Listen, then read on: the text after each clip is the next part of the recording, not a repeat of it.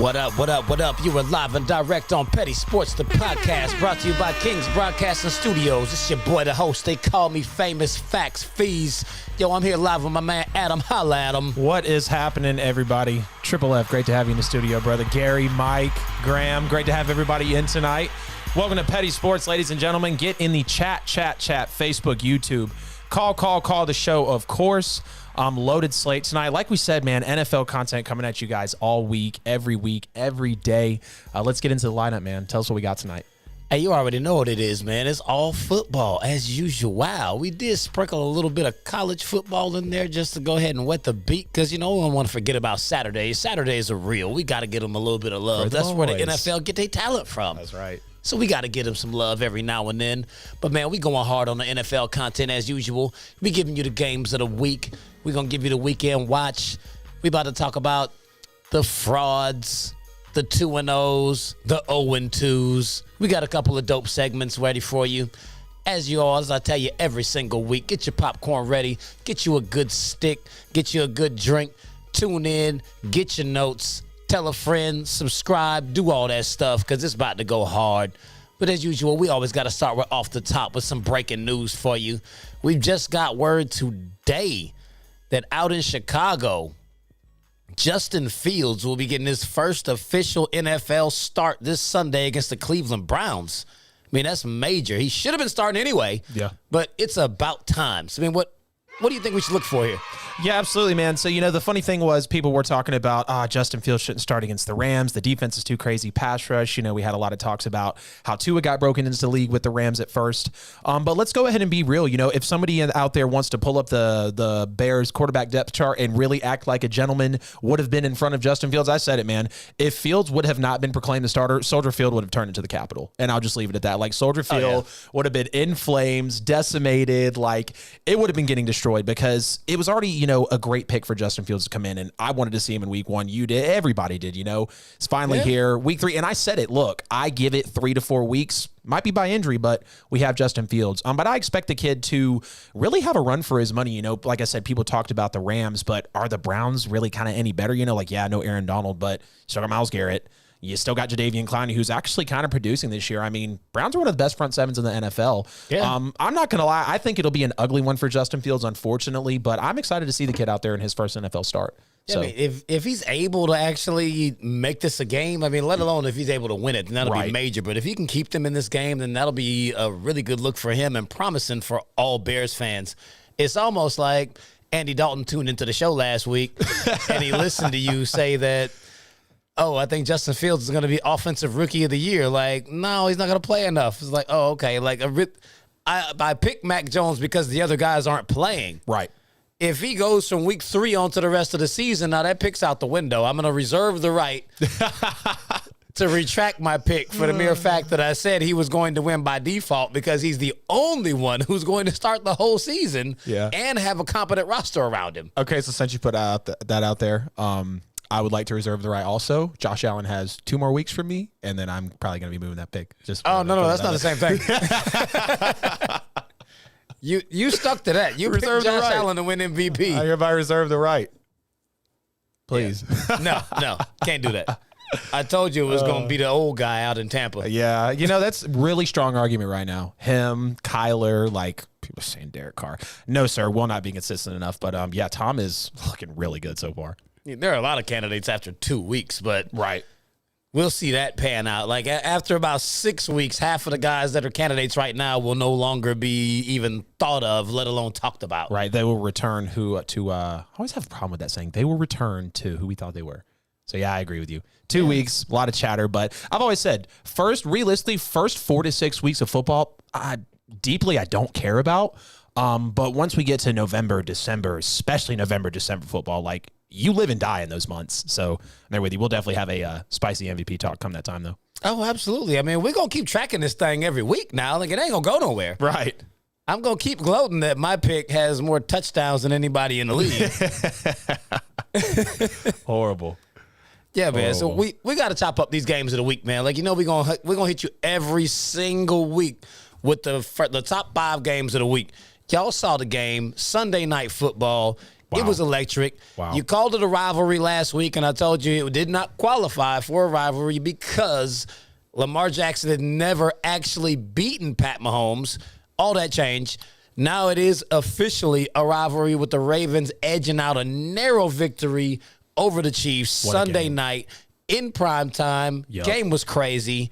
What did you learn out of this game? So, the Ravens really taught me that they're starting to become that team, at least from this game, to where you can be getting punched in the mouth early on. You can be down and out, and they still have a chance in this game because what have a lot of people said about Lamar Jackson? Grace plays great with the lead. No problem playing with the lead. But as soon as you put the kid behind, as soon as you put him in the pocket, as soon as you truly make him step up and potentially win you a big football game with his arm, he's fallen short until this game against Kansas City, And let's look, this is one of his better performances, 346 total yards. Ironically enough, Mahomes and Lamar literally had the exact same yardage, 3 touchdowns, 2 picks, and finally, his first ever win against Patrick Mahomes. And he really did overcome what looked like was going to be a really long night for Lamar out of the gate. You look, his second and third plays from scrimmage, overthrows Hollywood Brown for a potential touchdown. And then after that, he throws a pick 6 to Tyrann Mathieu. I remember watching the beginning of that game. I was like, wow, that's a really rough start for Lamar. Because you saw the overthrow on the pick 6, and it's like, man, that's maybe something between the ears. He's just a little too amped up. I mean, you're at home, one of your first possessions, so he definitely had to battle back in this one. And then you have 2 drives later, maybe through one of the worst passes he's ever had, throwing into another ill-advised double, triple coverage play. Tyrann Mathieu snags it again. So, but you look from that point on, this is when Lamar really understood that he had to gain control of this game back. He had to really put his head on his shoulders because, let's face it, Lamar Jackson is going to get a huge payday. He's probably the most electric quarterback in the NFL right now, and he had to step it up. After starting the game 3 for 6 with 2 interceptions, only 3 of Lamar's passes for the rest of the night were incomplete. One of those was a drop from Sammy Watkins. So Lamar, again, showed you, I can be down, I can be out. And to me, this is something new for Lamar. Like I said, dude can play with a lead. Dude's doing great when the cards are in his favor. But when the tables finally turn and it's time for you to step up, Lamar Jackson, what are you truly going to be, for the Baltimore Ravens? And then I got to give the hats off to him. This is what really sealed it. Your coach has no doubt in you. Lamar, are we going for this? Hell yeah, we're going for this, because he knew that you cannot give a ball back to a legend. And that's a gutsy call. It is. Chiefs are in scoring. I mean, they're in scoring range where they're 80 yards from the end zone, but they're in Baltimore territory if Lamar doesn't get that run. Everybody in the world knowing that the Ravens were going to run that football, and they did it. They seized the moment, never backed down, and, they deserved to win the football game. So I learned that Lamar Jackson can play with his back to the wall. He can overcome some challenges and maybe at one point win, but the dude did it. So monkey's off the back. Hey, man, he absolutely pulled that monkey all the way off his back. And just like I'm looking here in the chat, LJ is fire hot about her 7/100ths of a point loss in fantasy, and it was due to this game. Fantasy game I've ever seen. By she the way, had Lamar Jackson starting at running back. My bad. You did not just hit it, please. We need the sound, please. That is petty. You totally meant to do that. I actually didn't mean to do that. The quarterback. That was good, piece. I got to give you that one. Lamar Jackson ran that last first down on 4th down after he said, hell yeah, got the first down, sealed the football game, put her up by 1/10 of a point. And then he stepped back and kneeled the ball to run the clock out, and then that took the points away. So I win. Hey, it is what it is. Appreciate that, Lamar. He got the W, got me the W. But, man, that was definitely a statement game for him. And what I actually saw, just trying to pull research on the whole history between Lamar and Pat Mahomes, what I found was actually quite odd. This was the first time Pat Mahomes has ever played at Baltimore. Yeah. They've played now 4 times. The previous 3 were all at Arrowhead, and none of them were playoff games. Yep. He's had the extreme fortune of scheduling that he just never had to go on the road to play them. A lot of players are different when they go on the road. I don't know what his road record is, but it's got to be ridiculous because I know he's only lost 9 games in his entire career. So his home and away record both are pretty gaudy. Right. But it still is something to be said about the fact that he's never had to face someone who is seen to be an equal that he gets compared to, and he always gets to play him at home. It's like that could change the whole face of the actual rivalry now that he's gotten one under his belt. So, Lamar did have a good game. He was 69% passing. That is extremely good. Hung in the pocket, too. Simple, consistent. Things we've criticized him before. He shut a lot of people up on Sunday night, man. Yeah, I mean, he did a lot of running, which I still felt like it was too much. But, I mean, he put up a $107 and 2 rushing touchdowns to go along with the passing touchdowns. So, I mean, he did what his team needed him to do to win. Yep. Just like I said last week, he looked like he was playing at Louisville. This also looked like another Louisville win, except for it looked like one of the successful ones. Right. One of the better performances. I mean, he won more games than he lost when he was in college, too. The man did win a Heisman for a reason. Right. Didn't really think that you could get away with doing that in the NFL, but he very well successfully did that. I wouldn't say that this is going to jumpstart them all the way to a Super Bowl just for the mere fact that he can't do that every week. He's too small. Right. He just can't afford to just keep getting hit like that. But I understand the magnitude of that game. You started off 0-1. You really didn't want to go in the hole 0-2 and be under the gun like that. Yep. Especially not having the narrative be you're 0-4 against Pat Mahomes. Yep. He had too much riding on that. So I definitely understand all the running. Hey, I'm going to go straight up the middle on 4th and 2 for the game. So, hey. The dudes, they stacked like 11 guys to the left. Like, I swear it was like 14 linemen on the field for Baltimore. Like, everybody was stacked to the left. And, you know, this was a high-stakes game. Like, this game is going to matter barring that Baltimore and Kansas City continue, you know, to be great teams this year. This is going to be a game where it's like, damn, Baltimore got the tiebreaker. This will be a game that decides playoff seeding later on down the road. And that's why it's such a big win for Lamar Jackson. I mean, it absolutely could. I mean, you look at Baltimore's schedule moving forward, they really don't have a juggernaut going. They should win at least 4 of the next 6. So, I mean, their record should be looking nice. I mean, they got Detroit this week. Then they get Denver, Indy, who doesn't have a quarterback. They got the Chargers, should be able to smack them. Cincy, division rival, they always beat. Minnesota. What time is the game? You're right. Yeah, I agree. About 4 or 6. Yep. Say about 4 of the next 6 for they might lose a couple of those, but out of those, they should win at least 4 of them. 100%. Yep. They should come out on the better side of those 4 games. I got to give hats off to Kansas City, though. I mean, Tyreek Hill, non-factor. You know, Baltimore had a different game plan with coverage schemes and blitzing, and, like, they still only lost by 1. You know, it was a hell of a game from both teams, but it's kind of crazy. Patrick Mahomes, another big game. You know, he had the big game against Jared Goff and lost. This isn't any knock on Patrick Mahomes. I know somebody's going to come for me for it, but losing another high-scoring game is just a little crazy to know that that's something Mahomes kind of does.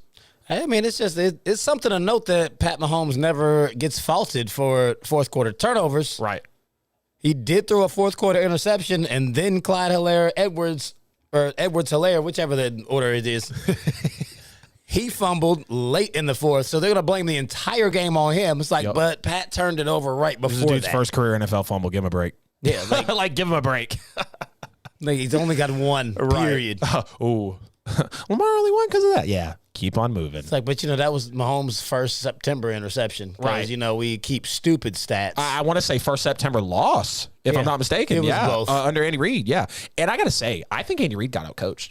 Seriously. Might not have been by much, but I definitely think Reid got outcoached in this one. I mean, I couldn't go as far as to say anyone got outcoached with the game being that close. I mean, the margins for error there was Pat Mahomes threw a pick. His running back coughed the ball up. Yeah. And then Lamar had an out-of-body experience game to be like, hey, he willed them to victory. Yep. I'm not going to blame Andy Reid, nor am I going to give Harbaugh credit. Yeah. Like, when the players played. Yep. Sometimes the coaches get a little bit too much credit for it. Lamar did his thing. Definitely. Highly agree with you. Yeah, man. So we'll move on to the next game. We know your boy Wes is tuned in. He was waiting on it. Y'all number 2 on the docket. He been waiting to beat his chest because Derrick Henry had a monster game. Tennessee Titans finally showed up. They walked the Seattle Seahawks down to get a much-needed win in Week 2. Got the overtime victory. Did we learn more about Tennessee or Seattle in this game? 100% Seattle in this game, and it was kind of disappointing to see this from a Seahawks team, you know, because if you told me that Seattle was going to have 397 total yards, Tyler Lockett was going to absolutely erupt for almost 200 of those yards. 178. Yeah, 24-9 at halftime. You know, you're up. What was the score here at the end of the game? I don't have it here, but, you know. 33-30. Yeah, well, I think they were up like, 33-17. They were up by like 14 with like 13 minutes left in the game. So like it was apparent that Seattle was going to take this one. The Titans had a 4% chance of winning this football game at that point. And then, you see the Seahawks shoot themselves in the penalties, shoot themselves in the foot with horrible penalties. Jordan Brooks in the third with the unnecessary roughness. DJ Reed taunting, Jesus Christ. In the fourth quarter, Jamal Adams with roughing the passer in overtime. And yeah, only one of those, mishaps with penalties turned into points, but that's still time. That's still, possessions. They were legit, though. Exactly. And at the end of the day, when we're talking about a high-stake overtime game like this, all of that matters at the end of the day when it comes down to it. And, I think with the Titans clearly finding where Julio Jones needs to be in this offense, little addition of Derrick Henry, A.J. Brown, of course, the Titans are finally starting to put forth that juggernaut offense that everybody talked about, for a very long time after Julio Jones came over. But I really, really got to give my hats off to the cornerback, Christian Fulton out of LSU. When he was on DK Metcalf, 5 targets, 1 catch for 8 yards. Yeah. 8 targets with 1 catch for 5 yards. This kid's a rookie clamping one of the biggest receivers in the NFL. And then, the Titans have been this resilient team time and time again. We saw it with the long runs from Derrick Henry a couple seasons ago, bouncing out Baltimore. They're never out. They love 10-plus point comebacks. Believe it or not, they're 8-0. Following 10-point losses. And they actually snapped a 60-plus game losing streak when down by 14 in the fourth quarter. And to make it even better, they snapped Seattle's 52-game win streak at home when the Seahawks were leading by 15-plus. So they had no reason to win this football game. And Seattle choked it away again. And we kind of see this sometimes. Coaching falls off. Russ starts to perceive pressure. They just get ahead of themselves in the game, and they let it slip. So I got to say that Seattle was definitely the one to keep your eyes on this one. It was disappointing for the way that they gave it up. Yeah, it was like a tale of 2 games. Seattle had no business being up as much as they were in the first place. It's like nothing happened as far as like any referee foul play like they weren't supposed to be. Right. But they were the beneficiary of so many plays that were just flukish. Yep. The long bomb to Lockett, that was a fluke missed tackle. It should have been a play for a gain of about 25, not 60, 70 yards. What it was like a 61-yard touchdown. Yep, Lockett literally got up and ran that thing into the end zone from the middle of the field. Yeah, it's like the 2 defenders hit each other as he stumbled, regained his footing, and then took off and ran the touchdown. So it's like, okay, that happened.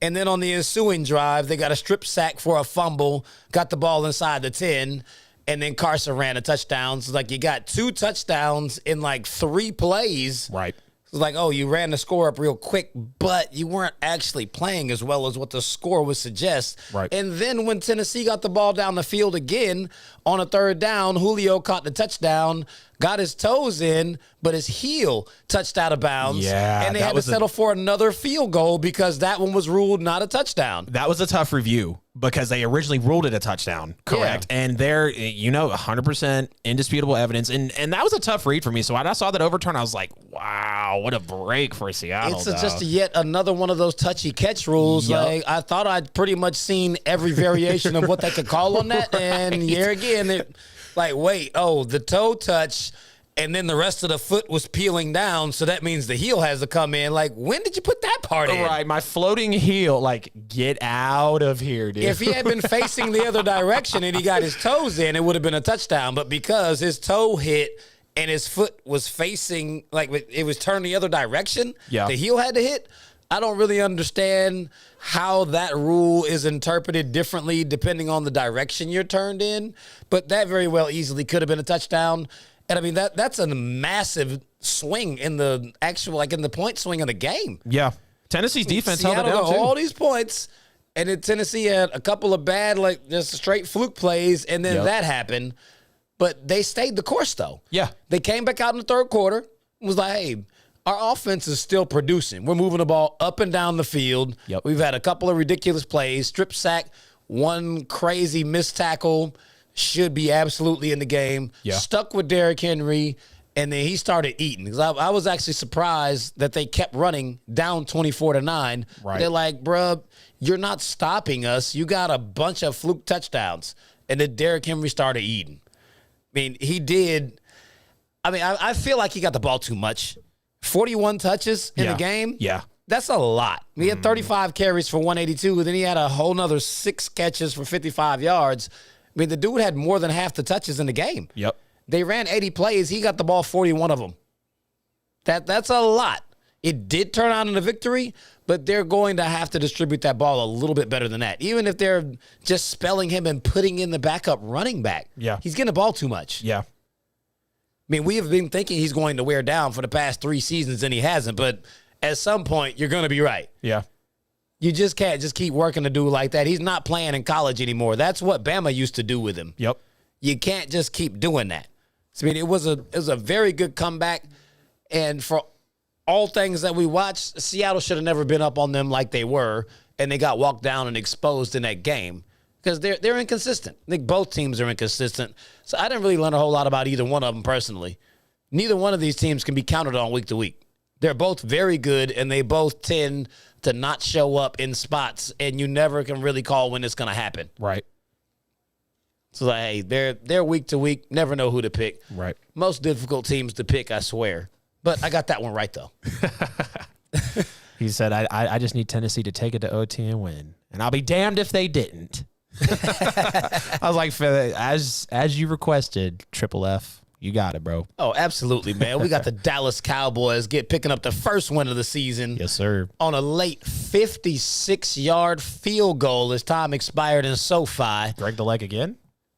Hey, it is what it is. I mean, what are your takeaways from Sunday's games? I know you were very high on these Chargers. I was very high on these Chargers, man. And when you saw the Cowboys jump out to this 14-3 lead and then just have to fight and claw and basically scratch to keep that lead. But you're looking at the Chargers doing the same thing. You know, it's kind of funny. Cowboys jump out and then the Chargers just kind of start walking them down again. But a big thing from this Dallas team that I've really been taking a look at is the fact that, you know, they are 27th in total defense. They are 15th overall in, 27th in total defense, 15th in scoring defense. And then they actually lead the league in turnovers. Now, yes, I know it's only 2 weeks in, but we are talking about them playing, you know, two of the league's better offenses in the Bucs and the Chargers. They've got weapons. They've got quarterbacks that know how to play. No question about that. But I got to say, maybe Dan Quinn is onto something. You know, we were really hating on him going over to Dallas, doing what he did, but the Cowboys only held their opponents to less than 20 points twice all of last season. That was a horrible Eagles team and a horrible Bengals team. And now they've already done it once. Now, yes, another 15 games to play, no question. But, you know, with the fans looking into the stats, it gives a sense of optimism, you know, to this Dallas defense that has been bad for so long. But let's talk about Micah Parsons. This kid absolutely balled out in week 2. Most pressures from any NFL player in week 2, 27 rushes, 8 pressures. Finished with a win rate of 36% in the pass rush category. Just perspective. Now, I know Aaron Donald faces like 9 guys on a play, but Aaron Donald was at a 33% win rate. So Micah Parsons is balling. He's putting it out there. You know, he's putting his hand in the dirt and actually being an effective pass rusher. So I don't care about Dallas's offense. We know that they're going to put up points. We know Dak's going to throw in Amari and CeeDee Lamb, and there's a battle between Zeke and Pollard. But I'm taking a look at Dallas's defense, and, you know, they played the part as well as they could, and Greg the Leg took it home for him. So. Oh, absolutely, man. Like, I got to just take my hats off to Dallas. I mean, I did pick them to win the game, and then I know you said they scrapped to hold the lead, which I feel like that's almost like that's disrespectful. They took the lead and they held it.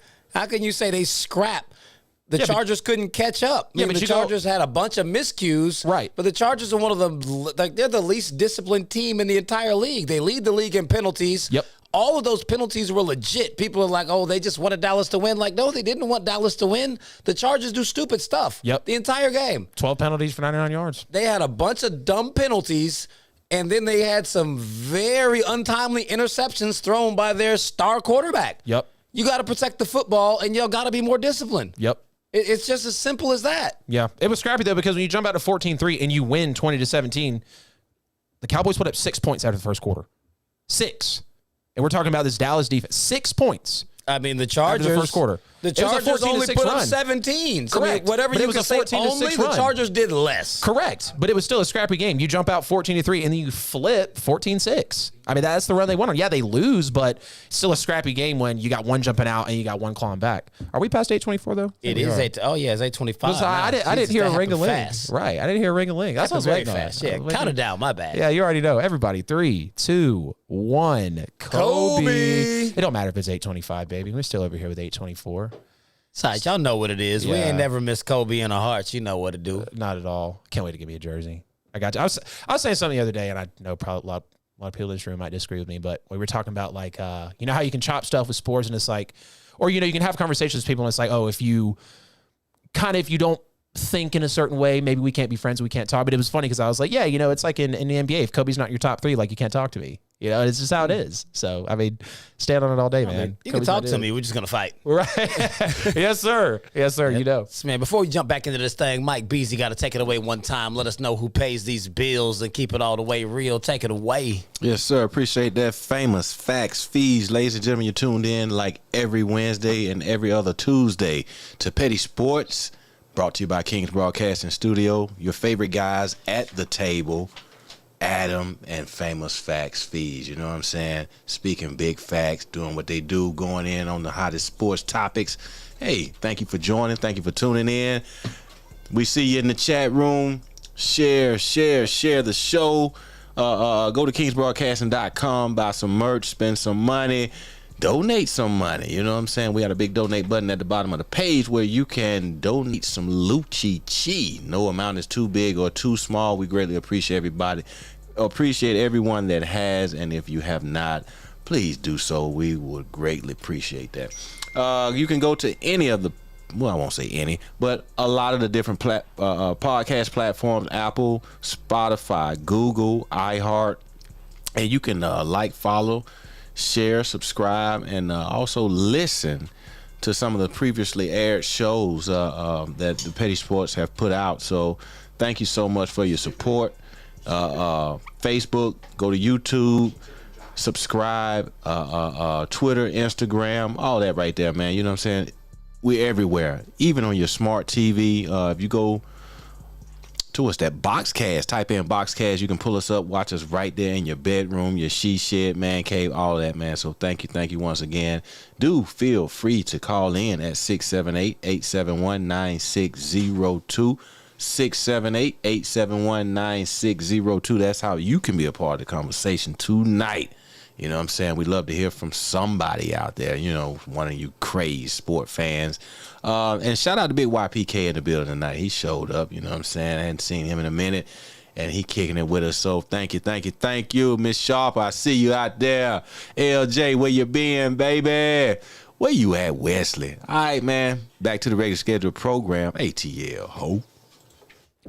Yes, sir. Yes, sir. We got one more game to cover right quick for the games of the week before we run into a brand new segment. I think y'all going to enjoy it. Before we jump right into that, we got to talk about these L.A. Rams. They won a tight battle against the Indianapolis Colts out of Lucas Oil. We saw Carson Wentz go down one more time to no one's surprise. It's 2 sprayed ankles. How do you spray both ankles? Both of them. It's a 2 sprayed. I said 2? So both. Okay. Ridiculous. Make sure I read that right. So, I mean, after watching this game, the little seesaw battle, the score made it look like it was a really tight game. It was not really as good a game as what the score indicated. Right. Can we trust either one of these teams moving forward? Definitely not the Colts. I feel like this is the 3rd season in a row where I continue to say that the Colts are an NFL team. They are a Super Bowl roster, offensively and defensively. Besides the quarterback position, they are one of those teams like a Vikings, like, you know, I hate to say it, but a Falcons that have needed to move on. Like, there are those teams out there to where they have plenty of talent, at least on the offensive side of the football, to produce, but you're going to be held back by a quarterback situation. Like, Wentz was never the answer. I never thought he was going to progress enough to, you know, be the answer for this Colts team. And I want to see Wentz do well, and I know he's had, you know, a couple 200-plus yard games, hasn't looked terrible out there, but I still don't think he's going to take this Colts team to heights like we all expect. You know, they're still definitely underperforming this season. And, you know, what's crazy enough is the Colts used to have the best offensive line in the NFL, at least one of the best, you know. Now they're giving up, you know, 12 quarterback hits and 3 sacks to a guy like Carson Wentz, who doesn't need that. He came to Indianapolis because he wanted protection. And I know I'm talking about Aaron Donald and Michael Brockers and, you know, the linebacking core of L.A. working on Indy's O-line, but like still, when we talk about the Colts, we talk about a strong offensive line, and that's something that they haven't been able to do lately. And, you know, Stafford looks good with the Rams. I think him and McVay are looking trustable right now as much as they can, I guess, you know, through 2 weeks. Stafford's had some tests, with defenses, but I think he's going to get a big test when we get into the weekend watch coming later on. Yes. And, Sonny Michel's paying off already as a running back, which is really good. They're wondering who is really going to be the true guy. But, I don't think we can truly trust either one of these teams yet. One, because we're still talking about Stafford, 2 weeks, go figure. Colts are 0-2. So I think we're going to have more to be desired. Absolutely. And, don't take the cheese on the Rams being a NFC contender all of a sudden. Let's slow down. Let's get through 6, 8, 10 weeks of football first. You say Sonny Michel's paying off. He had 10 carries for 46 yards. That's nothing. That's why we got rid of him, because that's what he was doing in New England. Well, I'm saying, they need some rushing, but they're paying off for the Rams. Maybe not paying dividends for other people who wanted more out of him, but of course, Pat's fan, he's horrible. He's a first-round draft pick running back. He's not paying off. Horrible. At all. This was actually a fairly bad football game. I know Matt Stafford got his second win, so people are really, really taking that cheese like, oh, yeah, the Rams, they're Super Bowl contenders, they're 2-0. Not really sold on that. Stafford had a great showing against a very familiar Chicago team that he's played against his entire career. Exactly. So he was, it was like ease you in. Like, now you got better pieces, and you get to play against a team that you always play against, so you're familiar with them. Wasn't quite the same against the Colts. The Colts were a better defense, and a defense that he was not used to playing against. Yep. And his numbers tanked compared to what they were last week. Yep. 19 of 30 for 278, 2 touchdowns on a pick. That's average. Yeah, that's about Matt Stafford. We look at anyone else do that, it's like, all right, you played. Yeah. Like, that's not jumping off the paper at all. He didn't do anything to woe you. And the majority of those passes were short passes. Yeah. He was checking down a lot. There were a lot of bubble screens. Almost all those passes to Cooper Kupp, because Cooper Kupp had a monster game, but he had so much yak. Catch. Yep. He was catching the ball and taking off. Like, they had some very elaborate blocking schemes available for him, which all ended up counting for yards for Stafford, who still didn't have a monster game. Right. It just so happened that Cooper Kupp got all of them. Yep. 163 yards to Kupp, and you threw for 268. And Kupp probably got at least about 120 of those yards in yak. He wasn't throwing the ball for real. And it's going to be worse next week. And then he got bailed out by Carson Wentz. He threw a late game interception to steal the game, because that's what Carson Wentz does. Yep. He gets hurt. He turns the ball over. That's why he's not playing for Philly anymore. Yep. It's not rocket science. Indy scored because they got a block kick and actually recovered it in the end zone, which they shouldn't even have been as close in this ugly game as they were. Yeah. So I'm not sold on either one of them, but I already told you that I was never even remotely sold on Indy. And the Rams, I think, are no better than they were last year. Yeah. I think they'll still win. I feel like you hold the Colts and the Rams kind of in the same boat. Like, don't take the cheese on them. No, the Rams were, the Colts were never getting the Super Bowl contender hype. Right. I think the Rams are going to be the same 10-win team they were last year, because Stafford is the same damn quarterback they just got rid of. Yeah. He's older. That's about it. Yeah. Ridiculous. But we're going to move on to our next segment. Tank or tighten up. We're going to cover the 0-2 teams in the league and let you know whether they should just go ahead and just hang it up, just tank the rest of the season, or should they tighten up and really make a move to push through the rest of the season, because we got 15 more games left. First team on the docket, the New York Jets. Should they tank or tighten up? You said that one with some aggression, like you got something to say about these guys, Triple F. I have a lot to say about all of them. So I definitely think these guys are tanking. They lose the revenge game to the Panthers. Zach Wilson looks okay, still generally struggles. Then he goes to the Patriots, throws what? 3 picks. 4. 4 overall. But what was it, like 3 picks in his first 5 pass attempts or something? Yeah. Something horrible. Belichick eats him alive. And you look at the next 3 that they play, Broncos, Titans, and Falcons. They could easily start the season 0-5, maybe 1-4. Sorry, Atlanta fans. And they're going to tank.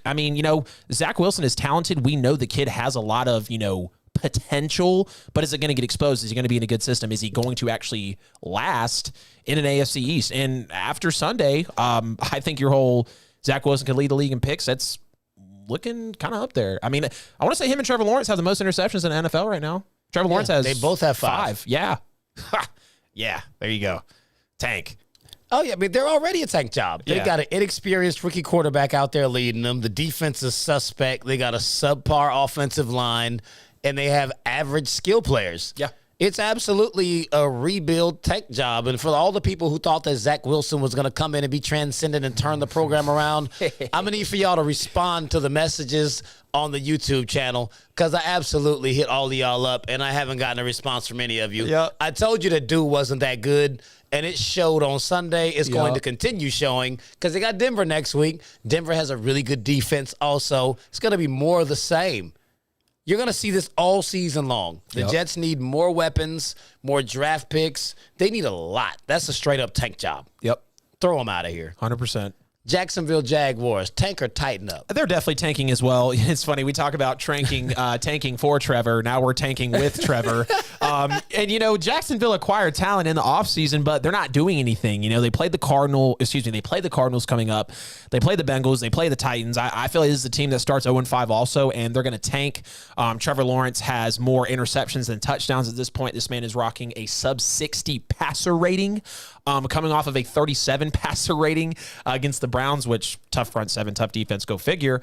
But yeah, definitely taking for the Jaguars. This could definitely be an 0-17 team. Yeah, I mean, they're horrible. They only won one game last year, and they lost bad to Houston. Like, we thought that was a surefire win. Houston beat the brakes off of them. You got ran off the field by Houston. They might not win any games. This team is really bad. Urban Meyer is not looking like the guy that everyone was expecting him to be. Trevor Lawrence is like his growing pains are like they hurt bad. Yeah. You know, I don't really even know what to do for them. The way they lost to Houston says that they could easily be the first team in NFL history to go 0-17. It's bad. Yeah. They need a lot. So they're definitely tanking. Yep. Now we've got the team that we just finished talking about, the Indianapolis Colts. 0-2, tank or tighten up? As much as I want to believe they will tighten up because they're so uber talented, they're still falling short at the quarterback position, like I just mentioned. They got the Titans, Dolphins, and Ravens next, and they could definitely easily be a 1-4, 0-5 team.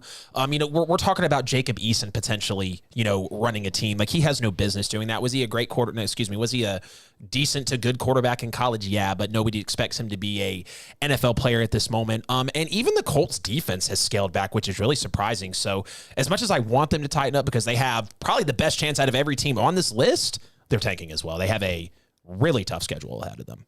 And they've had a tough schedule to start the season out too. So. Bad quarterback play makes good defenses look bad.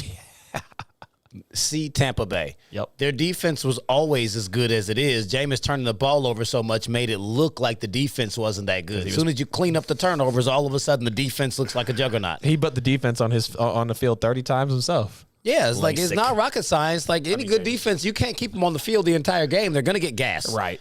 And that's absolutely what the Colts are up against. I mean, Carson Wentz cannot get this roster over the hump. I mean, he's got a monster roster around him. He's just not that guy. Yeah. And I mean, as I look at the rest of the remaining schedule, 7 wins seems like a best case scenario for them if all things go right. Right. And that's assuming that they can beat Miami, that they can beat Houston. I mean, they got Houston twice. That would be assuming they beat them twice. If they can beat Jacksonville, I mean, they should be able to beat Jacksonville. You got the Jets, and you got a game against New England. It's like we don't really exactly know what they are at the moment either. So at best, you might can get these 7 games in, but even in calling those teams out, you might be good for 4 of them. Right. Like, this could be a massive regression with a really good roster, which would be a huge indictment on Carson Wentz, the entire franchise, for going with him. Yeah. There were other quarterbacks available. They might want to call Cam. Yeah. They're heavily leaning on that NFL team that, like, it's like they're looking themselves in the mirror for the solution. Like, nah, we'll go with this one. It's okay. We'll go with that. Like, did you really think Carson Wentz was like, I never thought it was, you know? No. I said it last year. Put Matt Ryan on the damn Colts. That's a 12-13 win football team. No question about it. I confidently say that. Look at the line and the defense. Something Matt Ryan has never had. Just need some consistent quarterback play. So a dude that can throw 25 touchdowns and 10 picks for you. You can go to the playoffs with that. But the Colts don't believe in it. Should have picked Mac Jones. You know, it's just so funny. It's so funny you say that. Driving into the studio today, I remember your freaking reaction when Mac Jones happened, and like now he's your rookie of the year pick. Like, dude's starting. It's just so crazy. Like, Full supporter, which I'm there with you. I mean, if the Saints would have picked a quarterback, he's my quarterback. I got to rock with him, Yeah. but I'm going to explain that when we get to him. They are on the docket. Don't worry about it. It's coming. That's right. Absolutely coming. The New York Giants. Tank or tighten up? Oddly enough, I think this is a team that can tighten up in a bad division. They, believe it or not, have one of the better offenses in the division. I mean, I think they can hang with the Cowboys in terms of just actually putting up points. We just saw them hang with a football, Washington football. It's so funny to say that. A Washington football team that puts up 30 points, they're falling short. Like, this is a league to where you have to become prolific offensively, and they're kind of moving towards that. And I know they play the Falcons, the Saints, and the Cowboys. They could easily go 2-1, maybe even 3-0 in that stretch. And I mean, we'll see if they can rebound to a 3-2 team. I mean, you're right there in the NFC East. They're still in there at 0-2, but I think the Giants tighten up. I mean, I'm going to go Tank for them, too. I mean, they got shut down by Denver. Yeah. They blew the Washington game. The division should 100%. be up for grabs, but starting at 0-2, even as bad as the division is, it's not as bad as it has been. Right. It's not going to be a 7-win team to win the division. You're not coming back from that, especially since Saquon Barkley can't get going. Danny Dimes. Damn, he's becoming an afterthought. Throw that name away. Yeah. Don't ever call him Danny Dimes again. I mean, he completely overthrew Darius Slayton. Yeah. I know we give Slayton pure hell because he should have caught that ball, but the ball was about a half a yard overthrown. He was 13 yards open. Why did you throw the ball so far? Like the ball should it could have sailed been floating down 1,000 yards in the air, and he could have waited there and fielded it like a punt to catch that ball. Yeah. But he threw the ball too far. Didn't catch it, and then you ended up losing off of a boneheaded offsides call. Yeah. On the missed field goal. What do you know? You can't line up right there, fool. What is that? Look at weeks 5 through 11 for them. Yeah. They got Dallas, the Rams, the Panthers, the Chiefs, the Raiders, the Bucks. Oh. They can lose all 6 of those games easily, and that's your season's done. Easily 4 to 5. Jesus. Season's over after that. Giants can tank. They're out of there. Minnesota Vikings 0-2. It's 2 heartbreakers. Tank or tighten up. Well, you look at the 2 heartbreakers, like you said. You had the Bengals, you have the Cardinals. I guess go figure for both of those. You got the Seahawks next. I don't see a W there. I definitely don't see a W against the Browns. And after the Browns, you have the Lions. So probably going to get a W there, but still tanking. Kirk Cousins played well last year, and he's trying to continue that trend into this year. And you're looking for a Dalvin Cook and an Adam Thielen and a defense that really wants to get back, to what they were. But it just doesn't seem like it's happening, So I think the Vikings are going to tank here. It looks bad for them, but I'm still going to say tighten up for them. I mean, they absolutely should have beat Arizona. Yeah. And for them to have been that tight in a game where they should have actually beaten Arizona, who is looking like a legitimate contender right now, that says that they actually are where they need to be. Yeah. That was one mishap away. I mean, it was a 37-yard kick. Right. It's like Jesus Christ. If you can't rely on your kicker to make damn near an extra point, right, it's time for him to go because that should have been a W, and they shouldn't even be in this segment. Right. The rest of their schedule is difficult, but if they were good enough to play that tight with Arizona, they should be in all of these games and absolutely have chances to win them. So I'm going to say tighten up. Atlanta Falcons, tank or tighten up? Definitely tank, man. I mean, God, you want to talk about this team I didn't think Atlanta was going to be good, but I didn't expect them to come out this flat through weeks 1 and 2. And they tried to make it a game with Tampa Bay, which, cool, go figure. 1 pick 6 was bad. The second one from Matt Ryan was, it got tipped, got knocked up in the air, whatever. But the Falcons are just, again, they've got talent, but they are falling short, inching towards the quarterback position, but I think it's more, coaching more than anything for Atlanta. Defense is still like Swiss cheese. Offense is still very inconsistent. They cannot punch it in the red zone once they get down there.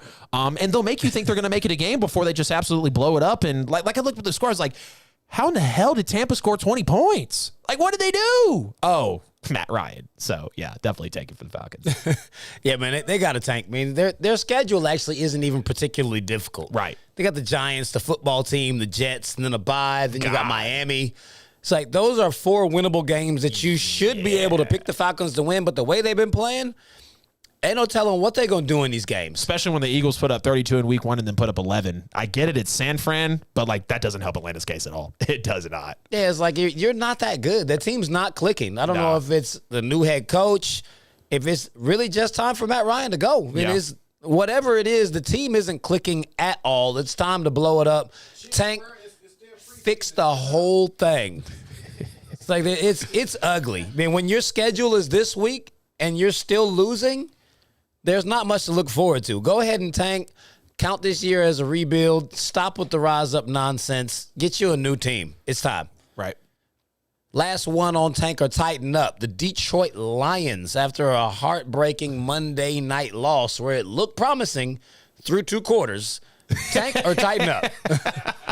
They played a whole 30 minutes there, man. Yeah, they're going to tank as well, but I think they're going to tank. They're going to go out in style in a way, tanking, between, Jared Goff, Hawkinson, Swift, Cephas out there. Like, they can kind of move the ball, and even if there's defenses out there that are going to stop them up, like Goff is still through a couple weeks trying to find a way to get this team into a conversation. But I mean, it's the Detroit Lions.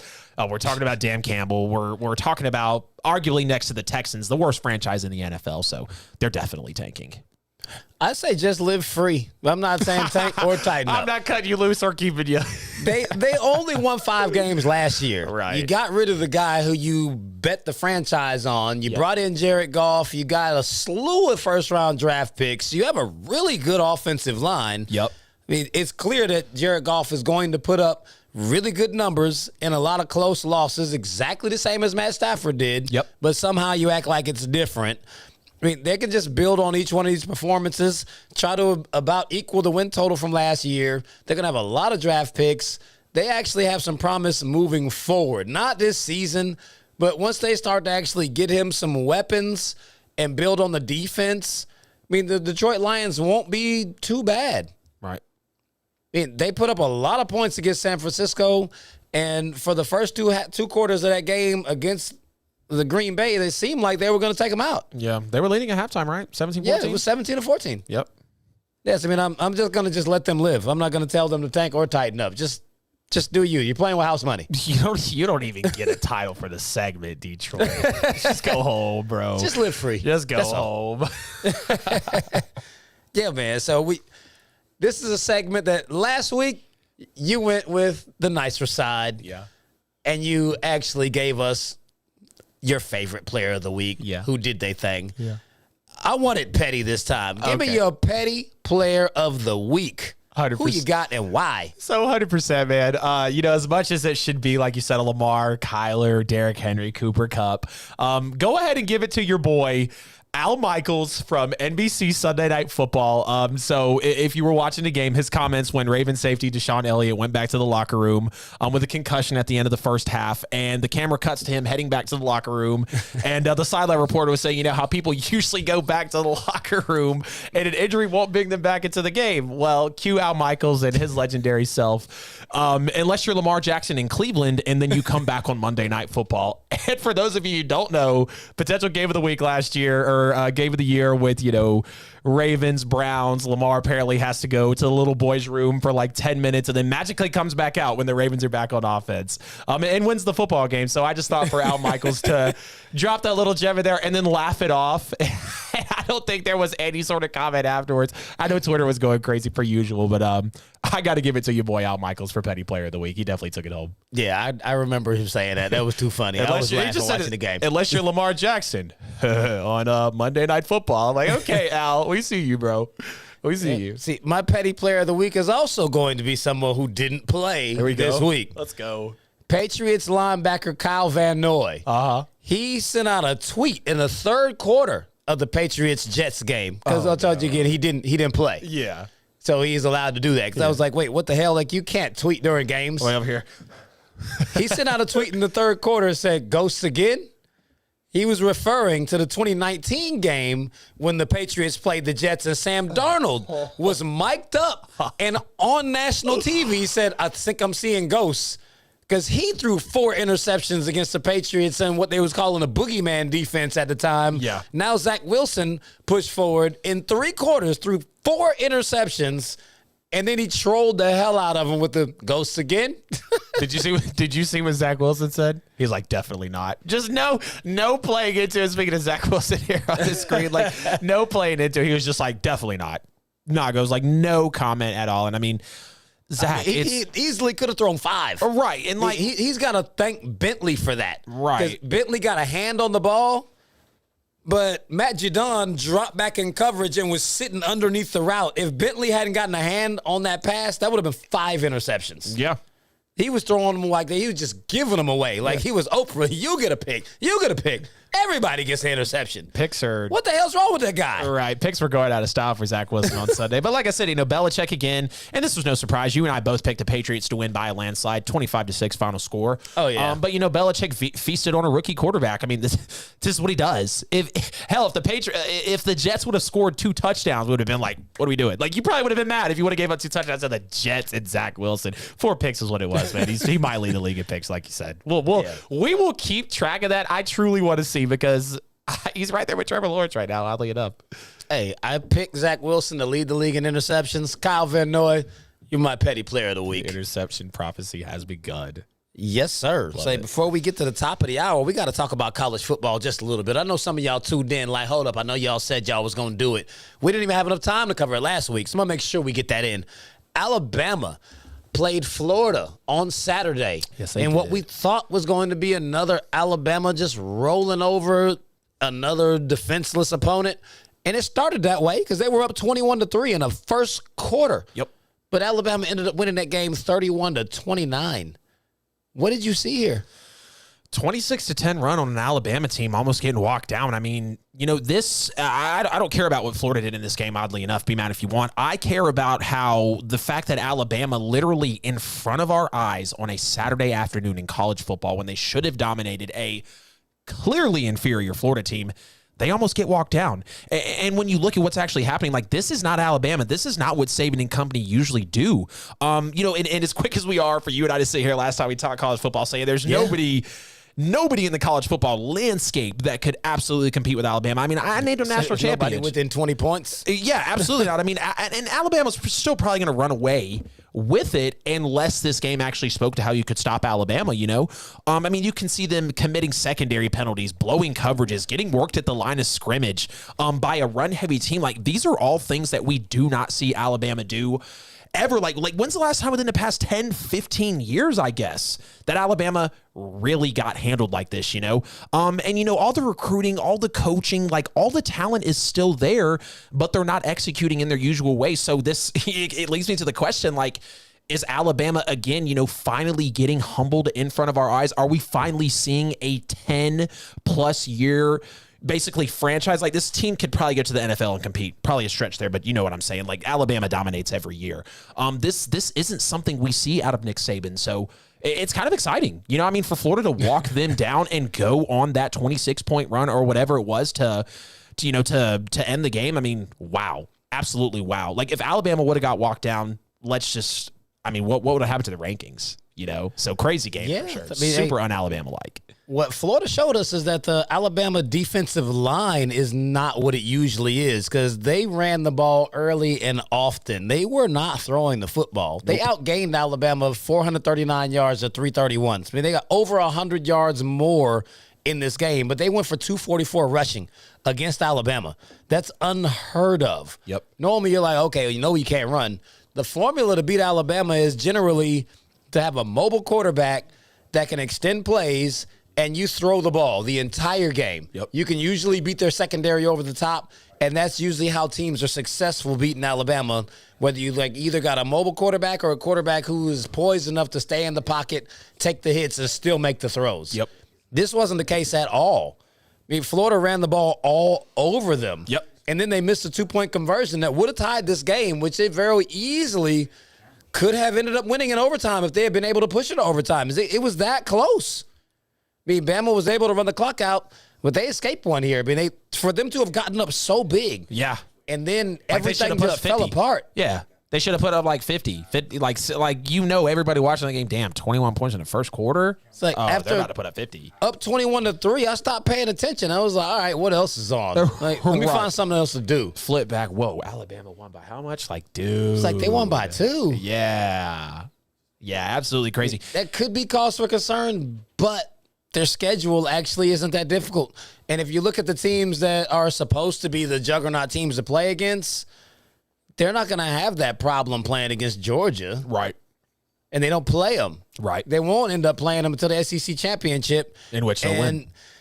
That means Nick Saban will have had 2 months to figure out how to just stop all the bleeding. Yep. So they won't even be the same team by then. Yeah. You expose something, he's going to fix it. Yeah. And what's crazy is I actually saw a little article, digging through the notes and everything a couple days ago, but people are saying that Bryce Young is he's being coddled. He's being told not to run. And Bryce Young came in as a dual threat quarterback for Atlanta. The kid's looked great so far in the season, but then you see him, just really not taking the opportunity, not being as dynamic and versatile as you would want a dual threat quarterback to be. And, it makes you wonder, is, Saban, believe it or not, Tua and Mac Jones are the only first-round quarterbacks Nick Saban has ever coached. I don't know if anybody knows that, but Nick Saban's coached a lot of talent. He's only had 2 first-round quarterbacks under his belt. So, what's going on there? You've just developed this pattern of success for Mac Jones and Tua Tagovailoa. So with Bryce Young, Bryce Young has a lot of upside, and if you're telling him to not use his legs, that is how you make a difference in the NFL today. People would come into college. Oh, can we coach some mobility out of him? Can he stay in the pocket? Well, that's what you want. And if they're holding back from Bryce Young, that could really be a huge factor for the Crimson Tide. It may just be because he's a freshman, and they want him to get comfortable with standing in that pocket and passing, and then unleashing that later on. To have him not just rely on it to the point where you're I don't even know if he can actually throw like that. They're no, get the throwing down first. We got time. Right. We got enough team to win games without you doing that. Yep. So, I think that's probably about what that is. I mean, Nick Saban's resume is so extensive and they've done so much winning, you can't really question them at this point. Right. Until they lose, nothing to say. It's close game, but end of the day, they still won. Yep. So when you look to the other team who actually does need to be very concerned, Clemson edged out such a narrow victory over Georgia Tech, 14-8. I mean, the defense, it did look as good as what it did against Georgia in that opener. The offense has a lot to be desired. I mean, what's going on in Death Valley?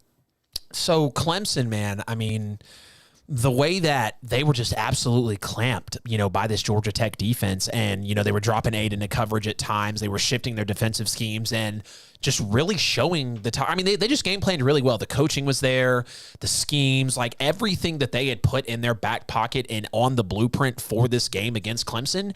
It came through, and they only had a couple field goals and a safety, and they weren't able to get in the end zone or win this football game, but they still put a lot of the nation on notice, hey, this is how you can fluster Clemson. And, crazy enough is Clemson's longest play of the day was 17 yards. The Clemson Tigers' longest play of the game was 17 yards against a Georgia Tech team. That doesn't even sound right when you actually say that. And then when you look at Clemson's 14 points, 284 total yards, believe it or not, that's their lowest since the Jackets last beat them back in 2014, 28-6, and Clemson had 190 yards. So you can see whenever these guys finally decide, to clash in the ACC, which I know they, meet more times than not, 73-7 last year, took that super personal. And their defensive coordinator just really wanted to make a different type of narrative for this football game. So I got to give hats off to, to Georgia Tech. They might not have scored a touchdown or got the end zone, but they held Clemson to 14 points.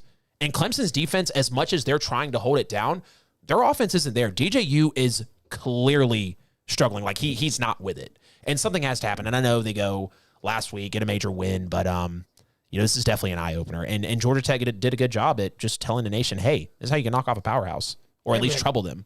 DJ Uiagalelei is not a prolific thrower of the football. Yep. He's basically just a run-first guy. He only had 126 yards passing it for the game, and they were only able to clock in 158 yards rushing. They relied on Shipley the entire game. Yep. If not for Shipley, they would have lost. Yep. He had some inspired runs in that game.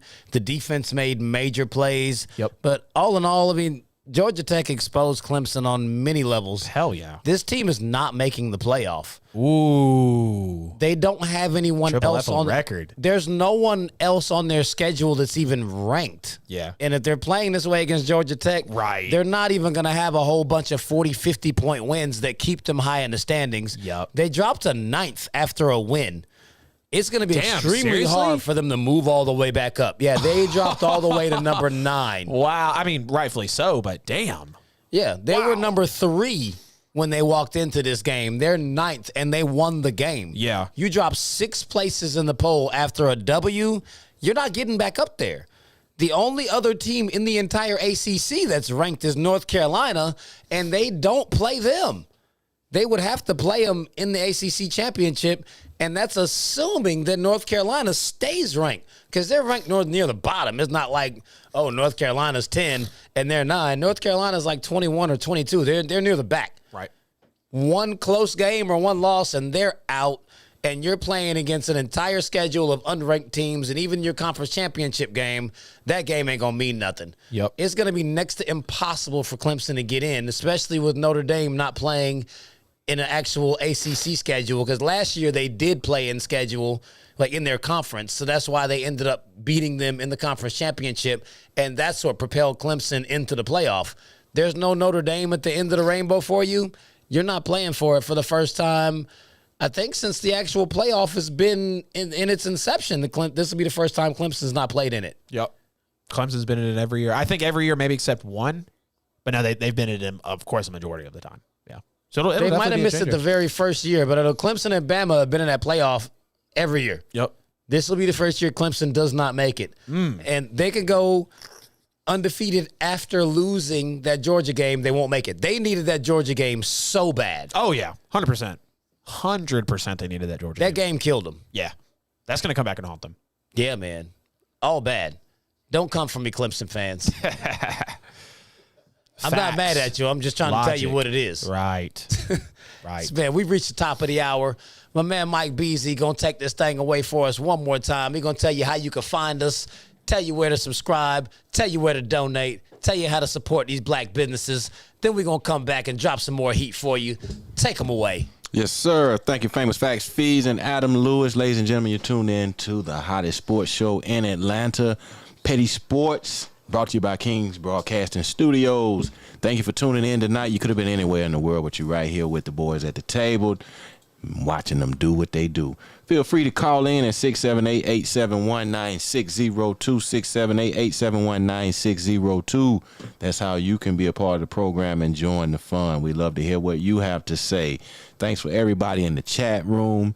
Miss Ramonica Sharper, I see you out there, Jamila, and some of the other people in the chat. Thank you so much. Keep sharing the show. We're looking to go viral and digital like right now. You know what I'm talking about? So we really need you guys' help. You know what I'm saying? Talk about support black businesses.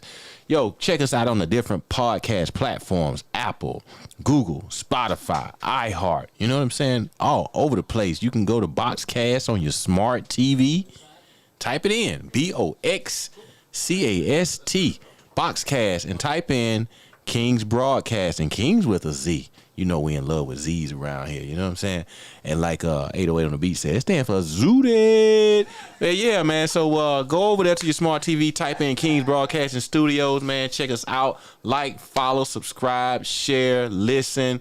Go to Facebook, YouTube, subscribe. Hit those like buttons. Twitter, Instagram, all that, man. You know what I'm saying? So thank you so much for joining. And enjoy the rest of the show. Go to KingsBroadcasting.com and spend some money. Support black business. Support black business. Support black businesses, because we do ATL. Hope. What is going on, everybody? Back at the top of hour 2 for Petty Sports, the podcast. You already know every Tuesday or Wednesday we're live at 8. We're already an hour through the show. Don't forget, like Mike said, subscribe, call the show, get in the chat. Fees. Let's get hour 2, man. So we got another segment at the top of the hour for you guys. A little bit similar to Tank or Tighten Up, but now we're going to hit Fraud or For Real for these 2-0 teams. How are they standing? How are they looking? You know, what are they going to do going on throughout the NFL season? So we'll start at the top with the obvious 2-0 team. We've seen them play the Tampa Bay Buccaneers. Are they a fraud? No. Or are they for real? Definitely for real. I mean, averaging 39.5 points per game. They got that post-Super Bowl swag going. You can see it every week. Brady and Gronk look like they turned the hands of time back. I mean, it's actually a little disgusting for me as a Patriot fan to watch them play that well away from us. Right. But, I mean, they're looking at like at least 15, 16 wins, maybe a 17-0 type season. They're definitely the real deal. Yeah, I 100% agree with you. I mean, nothing more we can say. Best team in the NFL, returned all 11. Brady looks great. Most passing touchdowns for the first 2 games. On to the next one. So now we have the Denver Broncos, a interesting team that, had a lot of hype coming in. They got Bridgewater at the helm now. A great secondary. Offense is trying to move on. Do they, are they a fraud or are they for real? I'm calling fraud on the Denver Broncos. I'm not sold on this at all. They beat the Giants. The Giants suck. They beat the Jags. The Jags are not even worth mentioning. They're so bad. Right. They got the Jets this week, so they're going to be 3-0 and really on their high horse. They're actually not that good. Holla at me after you play an offense that has a pulse, please. I mean, after the Jets game, they got Baltimore, Pitt, the Raiders, Cleveland, Washington, Dallas, Philly. Whew. Hey, let me see what they look like after that stretch. I guarantee you they'll be sub 500, and there'll be a whole different segment that the Denver Broncos will be a part of. Yeah, 100%. I got to agree with you there. They're frauds as well. Even if they are 2-0, nobody thought that this team was going to be anything. They've got some offense, but I don't think they're going to threaten anybody. They're not a Chiefs offense. They're not a Chargers offense. I mean, hell, are they even a Raiders offense right now? Let's just call it how it is. No. So I'm going to say fraud, and that schedule will definitely test them. But speaking of the Las Vegas Raiders, who have absolutely just surprised everybody. 2 major smash mouth wins to start the season. Are they frauds or are the Raiders for real? I mean, reluctantly, I'm going to have to say they're for real. Like, as much as I wanted to call them frauds, I would just be straight up hating if I actually carried on the narrative. They beat Baltimore in overtime, and then they beat Pittsburgh on the road. Too. They actually showed some consistency, which I had accused them of not having, which I'm like, okay, I'll see what they do. Like, man, Derek Carr is leading the league in passing, averaging over 400 yards per game, 4 touchdowns, 1 interception. He's looking like he's finally returned to that level he was before the injury. Yep. Because he looked like that was never actually going to happen again. And he's doing all this with the rush. Like, they're 30th in the league in rushing. Yep. This is all with Derek Josh Carr. Jacobs and Kenyon Drake. Jeez. Yeah, this is all Derek Carr. Yeah. He's balling out right now, and I can't hate on him. They got Miami. They should roll them. Vegas is looking for real. Yeah, I got to agree with you, and I'm going to be right there with you, reluctantly for real. They do play the Dolphins coming up. I think that's an easy victory. Now, Raiders and Chargers is going to be an interesting one. That could really be a pick 'em. And then you've got them against the Bears, so I think they're definitely 2-1 or potentially even 3-0 with their next stretch, and they're just lighting the league up. Derek Carr is playing like he can be a top-level quarterback in this league, so I can't take anything away from the Raiders. They're definitely for real. Now, a team that we did have high expectations on, and they just did some crazy stuff this offseason. The San Francisco Niners. Are they for real or are they frauds? I mean, the 49ers are definitely for real. I mean, all the points that Detroit put up were actually like in the last minute and a half of the game while they were playing the prevent. They were up 41-17 in the game. Yep. So, I mean, they were in no danger of losing the game. They just gave up some crazy late points. I mean, they completely shut Philly down after Philly had shocked us all and just completely destroyed Atlanta to the point where we were like, wait, is Philly really that good or is Atlanta that bad? Right. Atlanta's that bad. They came out against San Francisco and we found out. Yep. Atlanta was that bad. It wasn't Philly. San Francisco is definitely for real. I picked them to win the division. I think they're well on track at 2-0. Got it, man. Got it. Oddly enough, I wasn't high on the 49ers coming in. Their quarterback situation really scares me because it feels like it's just teetering on this line. I'm going to say they're frauds, man. I know they beat the Eagles by 6. They have that shootout with the Lions, what feels like anyways. But you have the Packers, the Seahawks, the Cardinals, the Colts, and the Bears for your next 5 games. That's a little bit of a gauntlet there. I mean, you can easily swing from a couple wins all the way to, 4 or 5, but I don't believe in the quarterback situation. I just think the competition now in the NFC West, especially since we're going to start talking about these Cardinals here soon, I'll just be straight up. I don't think they're better than the Cardinals right now. Coaching-wise, yeah, absolutely, but Cardinals' defense is budding. The offense is clearly able to put up points whenever they want, so as much as I hate to say it for the team that had high hopes coming in, I'm going to say that San Francisco will be frauds this season. Now the Carolina Panthers, defensive showcase. No, yeah, I had the Niners missing the playoffs, though. Carolina Panthers, defensive showcase. Sam Darnold has played fairly well through his first 2 weeks, but are they for real in the NFC South, or are they just going to be another fraudulent Carolina team? I actually have to say Carolina is for real. Like, definitely could be a playoff team. I wouldn't call them contenders, but they are for real. Sam Darnold's having the best season in his career right now. Like, he's 2 games. He's in pure heaven. Like, he's playing with Christian McCaffrey. Yep. Moore is balling out for him. Anderson is eating. Like, he's got formidable weapons around him, and he's looking like a whole different quarterback. I mean, their remaining schedule is very favorable to the tune of, they're 2-0 right now. Yeah. They could very easily be 8-0. Yep. Smee, if you look at what they've got coming up, they got Houston tomorrow night. Then they got Dallas, Philly, Minnesota, the Giants, and the Falcons. They could easily be 8-0 in that stretch. Yep. Even if not 8-0, 7-1. Yep. You'll be looking at Carolina like, where the hell did they come from? Right. They got a favorable bout of scheduling in addition to the fact that Sam Darnold is renewed. Yep. He's making the Jets look like idiots. You should have used those draft picks and all that capital to get weapons for Sam instead of replacing them with the pick machine. Yep. I feel you there, man. And the Panthers, being in an NFC South and, you feel like they're better than the Saints. They're better than the Falcons. Of course, they're going to be competing. Well, not competing, but, trailing behind the Buccaneers. I still have to say fraud because I don't see Sam Darnold truly taking this team to a height with Matt Rule. I know he's got Robbie Anderson and Christian McCaffrey. Like, they've got weapons. And like I said, they are a defensive team through the first 2 weeks of the NFL. Believe it or not, they're number one in defense in the NFL coming into week 3. But, when we're talking about a team being for real and can I see them actually hanging in an NFC divisional or an NFC title game, their ceiling's maybe the wild card or a divisional, so I call them a fraud for that reason. I don't see them being a major threat, down the road. Now playoffs is that would be major for them. Yeah, that's definitely not fraud status. Right. Yeah. Now playoffs would be huge for them. I can't agree with you there. But going on to LA Rams, a team that you and I said, don't take the cheese. We both feel very differently about them. One of us has them in, one of us has them out. Are the Rams for real or are they frauds? I'm calling fraud on the Rams. They beat Chicago, who was starting Andy Dalton. Right. That Chicago team would have been very different had they had Justin Fields running under center. Yep. So Andy Dalton, Red Rifle has been done. I have no idea what Matt Nagy is trying to prove over there. Still saying that Dalton is the starter when he comes back healthy, and then you beat Indy with a raggedy Carson Wentz.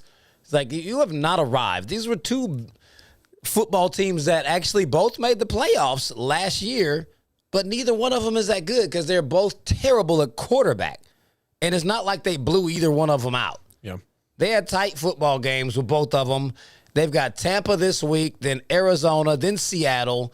Not sold on any of that. I got them losing all 3 of those games, and then there'll be a very different conversation we're having about Matt Stafford and the L.A. Rams. At 2-3. Ooh, that would be rough because I agree with you. They could easily, I don't think easily, but they could be 3-0. They could be 0-3. Like, they've got the potential to win really 3 fringe games that are coming up. One that's going to be against the Super Bowl champs, and 2, one against the Cardinals, one against the Seahawks. But I have to call the Rams a fraud at this point because I'm not believing in Matthew Stafford 100% to actually take this team far. Like, are they going to be there competing? When it comes down to it, and Stafford is faced with the biggest game of his career, when he's going to be in a playoff implication game, when he's going to be in a playoff game, when the stakes are high, is Matthew Stafford going to be able to perform? The dude's played in one playoff game, and he didn't win it, if I'm not mistaken. Or maybe he has one 3. win. He's 0-3. Exactly. So he has no playoff wins. So for Matthew Stafford, stepping in higher, McVay's coaching is kind of being questioned at the moment by you specifically. So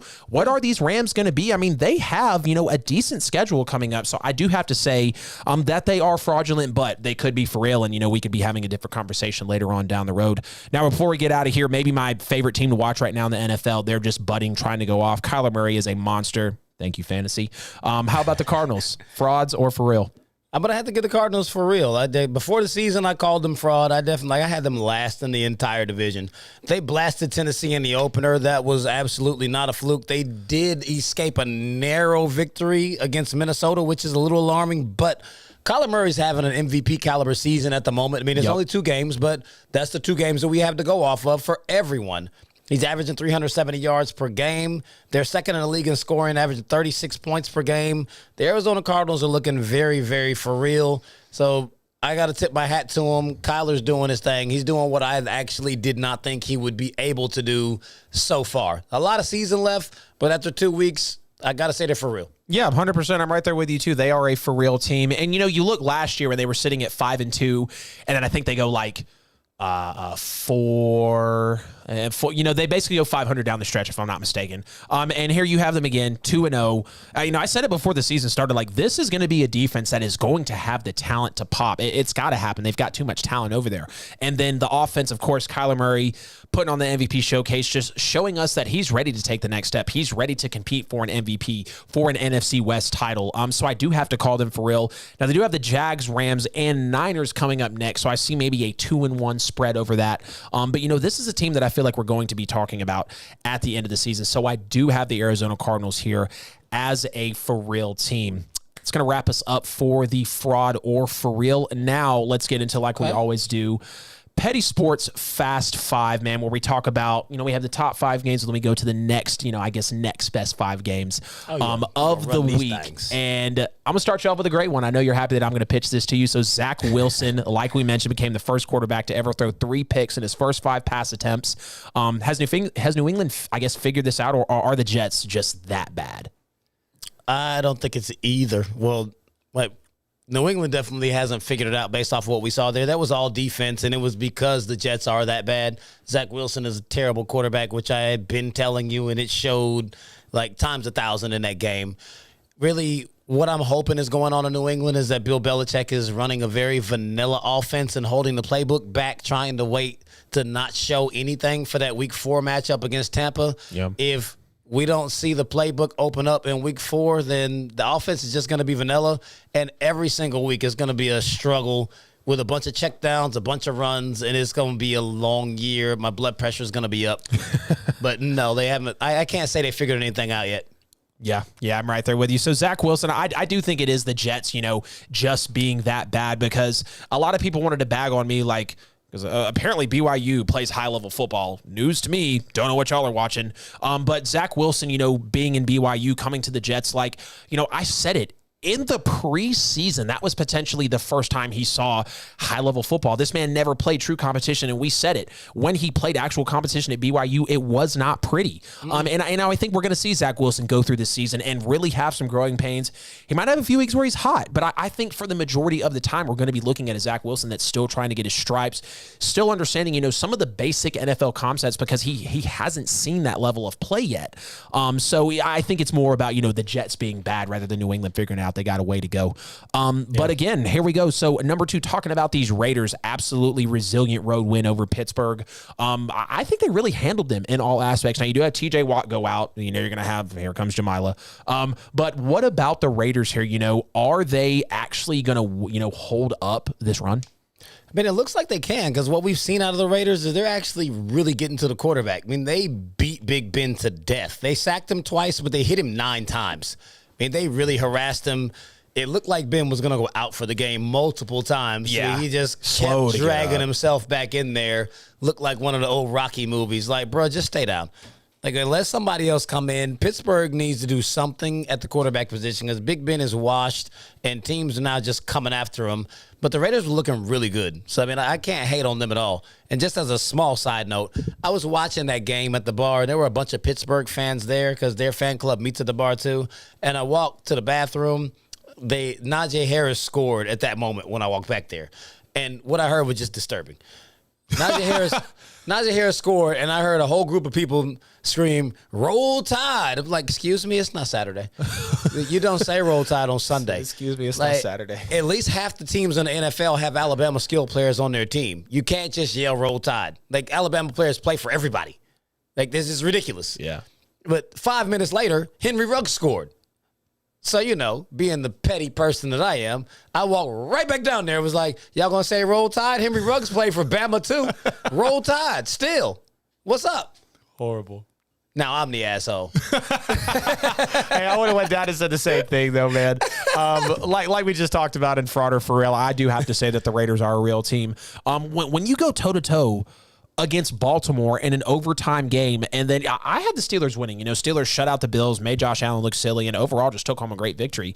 Yeah. And then you're at home against the Raiders, and you fall short in this aspect. And I mean, I don't think it was a nice game for Pittsburgh whatsoever. And like you said, the Raiders are getting to the quarterback. Derek Carr is learning how to win these games with a Raiders team on his back. So, we really covered it in the last segment, but I do think the Raiders are for real. Now, we had another nail-biter Cardinals at Vikings. Kyler Murray absolutely put on an MVP showcase, and it came down to a field goal, which obviously put it in the Cardinals' favor. Do you see the Cardinals truly being able to convince a lot of people that they're going to be there throughout the entire season? Or are they going to have another, starting off high, like I said, and then going 500 down the stretch? Do you see that? I mean, I think the ceiling for the Arizona Cardinals is the wild card. I don't see them as being a threat moving through the postseason. They're not going to make a deep January run because they should have lost that game. A missed 37-yard field goal is just inexcusable to the point where someone's job might get lost. Minnesota should have won that game. Dalvin Cook went off for 131 yards on 22 carries. Kirk Cousins had a very good game. He had a 122 passer rating against them. It's not like Arizona was actually posing some kind of threat. Right. That was just a straight back-and-forth, knockout, drag-out team with an offense that most of us will say is middle of the road. I mean, no one said, Minnesota's, they have a decent offense, but they're not. You can easily name 10 offenses in the league that you feel like are better than Minnesota's, and they couldn't stop them. I mean, 22 or 32 for 244 and 3 touchdowns, no interceptions. Right. Kirk Cousins had a great game. Yeah. And he got them where they needed to be to win the game. Yeah. A 37-yard field goal means he took them to the 20-yard line and they missed the field goal. Yep. That's pathetic. The kicker, that's the only thing the kicker gets paid for. Yep. That's a chip shot. Yeah. I can make that. Maybe not in that pressure, but in an empty stadium, I can make that from there. With nobody watching. I can make it happen. Yeah, man. The Cardinals, they did pull out a nail biter, and it was to the benefit, like we mentioned multiple times about the missed field goal. But seeing that, and it's crazy that a lot of people had the thought that Kyler Murray wasn't going to be a good NFL quarterback or he wasn't going to be able to take that next step season after season. But that's what he's done. The arm continues to get better, the mobility, the accuracy, the vision. Like, he continues to improve in every aspect of the game. And the fact that he's able to make some of these off-balance throws against a Vikings secondary that isn't soft by any stretch of the imagination. Like, they have dudes out there. They might not look like, stellar, elite defense with the secondary, but they've got dudes that will contest the pass. And for Kyler Murray to be able to play such a tight game and just go back and forth with the Vikings team that seems to give people problems sometimes, I got to give hats off to the Cardinals. I really hope that Kyler and this team can make a run to, I think they could be a divisional team. Wild card, yeah, but I think they could take a little further step in and go divisional. Now let's talk about the Niners at the Eagles. This was a game that I really thought, we were going to get more out of this game. Jimmy G, Jalen Hurts, Hurts disappeared, 11 points for this team. But, did the Niners, I guess, calm down the Eagles? They had a lot of hype after week 1 against the Falcons. Is this the true Eagles that we saw against the Niners? I mean, I think it's a little bit of both. I mean, the Eagles faced a defense in San Francisco that's probably one of the better ones that they will see all season long. So I wouldn't throw out your stock on Jalen Hurts. He's not going to see a defense that's able to do that for the majority of the season. I think San Francisco came with a masterful defensive plan. And to the Eagles' credit, the Eagles actually just aren't nearly as bad as we pegged them at the beginning of the season. They actually have a very formidable defense. I mean, they held San Francisco down. Jimmy did not have a bad game. Like, that was a knockout, drag-out football game. Yep. They held their own the entire time. I think San Francisco was just a superior football team, and they outlasted them. But, I mean, Philly has a lot to look forward to. Sitting at 1-1, especially in that division, yeah, way better position than they were. The Giants are struggling. Washington's on a backup. It's like all they got to worry about is Dallas. Yeah. Yeah, I feel you there, man. The Eagles, after they played the way that they did in week 1, a lot of people were saying, is it more of the Eagles being good or were the Falcons that bad? I had stuck on it. I said, yeah, Jalen Hurts is great. Like, I'm all about giving Jalen Hurts his flowers. You've heard me complaining about, how can people really doubt this kid? But then you go and, like you said, play a Niners defense who is clearly elite in the NFL. You got hella pass rushers on that line. We know about just the overall defensive presence, and the Niners are one of those teams that, a lot of people are going to say they won 17-11. But when you run the football as much as you do, that's because you're in it for those knockdown, drag-out games. You're in it for those games that you're going to have those 6-7 minute drives, 13, 14-play drives that really drag that defense out. And I feel like that's where San Francisco was able to take advantage in this game. But that's, that's what they do as the Niners. So definitely a good game there, and we look forward to that on last week's Weekend Watch. Now, another one that we thought it was going to be a game, and I told you last week, I said, watch Atlanta get blown out 32-6 and then come back and just somehow beat the Buccaneers. And we never thought they were going to beat the Bucs, but when it was 28-25, I was like, here goes Atlanta. Like, here they go, confusing the fan base. So, I mean, what's next for Atlanta after a horrible meltdown after making a game against Bucks? I mean, Atlanta needs to just cash it in. I mean, it's like beyond pathetic. You came all the way back in the game, 2 horrible pick sixes. Like, who throws back-to-back pick sixes? I mean, that's like reminiscent of 30 interception Jameis Winston, and I'm not sure that he threw back-to-back pick sixes in any games. Yeah. He had some horrible games, but that one is way up there just for the way that unfolded. You cut the lead all the way to 3, and then you gave up 20 unanswered points in a fourth quarter? Handed 12 of them to the defense. It's like, what is that? Like, you gave the defense 2, and Brady threw 5. Yep. It's like, what else could they have done to you? Yeah. I mean, you would assume if they had stayed in the game, Brady might have thrown 8 touchdowns in the game if you had actually let the offense come back on the field. Yeah. You didn't throw anything at him that he didn't like. Yeah.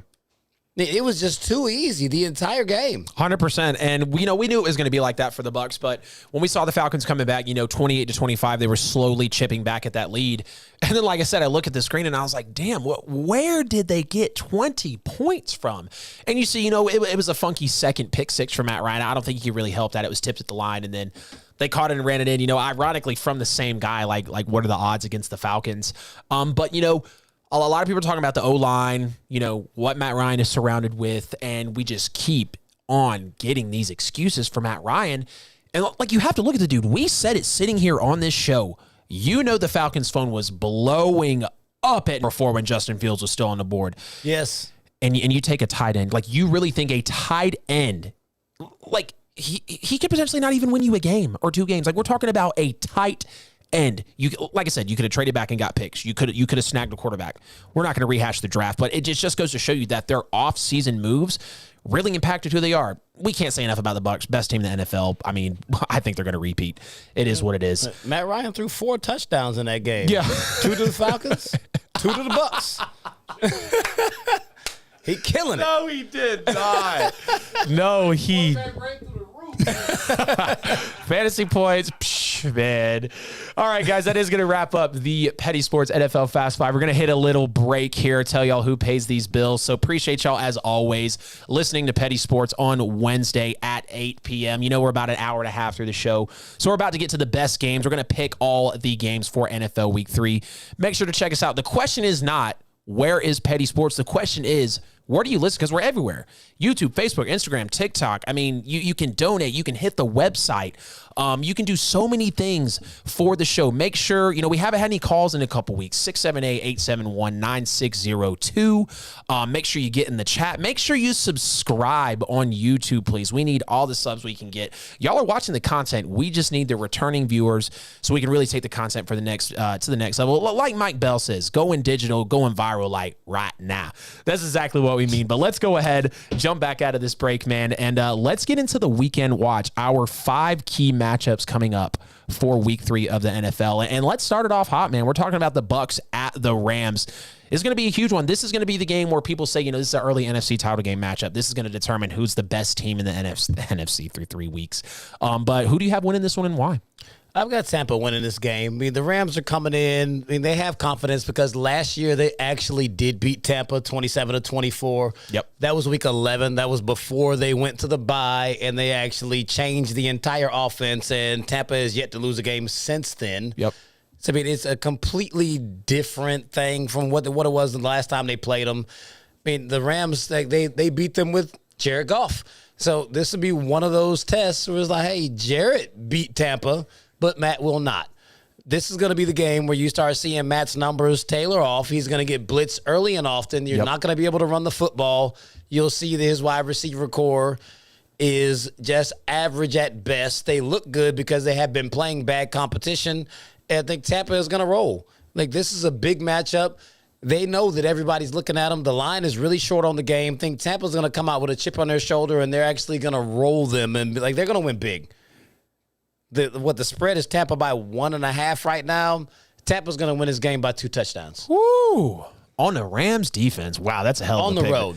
That is a hell of a pick there, Fee. So the first thing I look at when it comes to this game is, I mean, like the guys we have there on the screen, Brady versus Stafford. Now, Tom leads 2-1 in all-time head-to-head matchups. And another thing you want to take a look at is, you know, you got 2 top 5 defenses in the NFL right now going back and forth. And, you know, you ask yourself, who's going to get the edge? At this point in time, I think Tampa has a better front 7. And it might not be by a lot, but, I mean, I think when you just compare linebacking cores, because the defensive lines are pretty even. I know we're talking about Donald and Brockers versus, you know, JPP and Sue and the rookie like Nunez Jones or something. I mean, these guys are just rushing the pass rate and they know how to get out.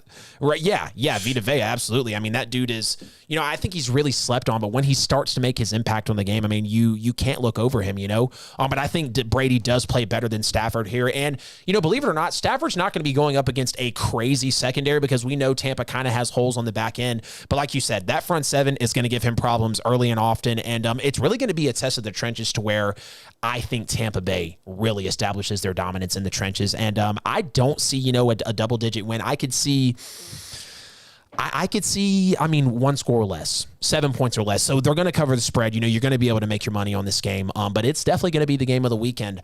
Let's go ahead and roll on now to the Monday night matchup. Prescott versus Hurts. Eagles at Cowboys. Big divisional matchup. And this is going to have stakes for later on in the season. But who do you have in this one? I mean, this is going to be a major matchup right here. I'm going to take the Dallas Cowboys in this game because they have way more offensive firepower. Right. I don't think that they really stop Philly, which I think this is going to be a very high-scoring game. Like, it'll be back and forth. But at the end of the day, Dak Prescott is better than Jalen Hurts. Dak Prescott has better weapons on the outside than Jalen Hurts does. And when it comes down to it, we haven't seen Jalen prove anything. Dak has showed us that he can win shootouts. When they score 30-plus points, that's when Dak wins. Yep. He's really good in shootout games. So I'm going to take Dallas to win a thriller. It's going to be a very entertaining game. I actually can't wait to watch it. I mean, that should be good on both sides. We're going to get a lot of points out of that. If you've got any players in your fantasy team that play for 100%. either of these teams, play them this week. Yep, 100%. You know, I got CeeDee Lamb out there, man. And Tony Pollard as well. This is going to be a great game on Monday Night Football, though. You know, like we mentioned, Dak Prescott and Jalen Hurts. And we've seen Prescott time and time again. He's able to win the big game. But like you also said, we don't know what Jalen Hurts is going to bring to the table. But at the end of the day, you know, I think it comes down to the defenses in this game. And at the moment, I think the Cowboys have a better defense than the Philadelphia Eagles. And this is going to be one where it's going to come down to a play or two. It's going to come down to a turnover or, you know, maybe an unfortunate flag because high stakes, you know, Cowboys are at home, divisional game, and it's going to be on Monday night, so everybody in the world is going to be watching. Yep. I am going to take the Cowboys here, though. It is going to be a slim margin of victory. Can't really give you a score prediction because it does feel like a pick-em at the end of the day, but this is going to be a matchup definitely to watch for in Week 3 of the NFL. Now we move on here to a great AFC West matchup, and it's about time the Chargers start giving some problems to the Kansas City Chiefs. Chargers at Chiefs, Herbert and Mahomes. Who takes this one? I think the Chiefs win this game handily. After what happened against Baltimore on Sunday night, the Chiefs have something to prove. Yep. They really feel a way about losing the game to Baltimore because they had every opportunity in life to win that game. I think Pat's going to have a monster game.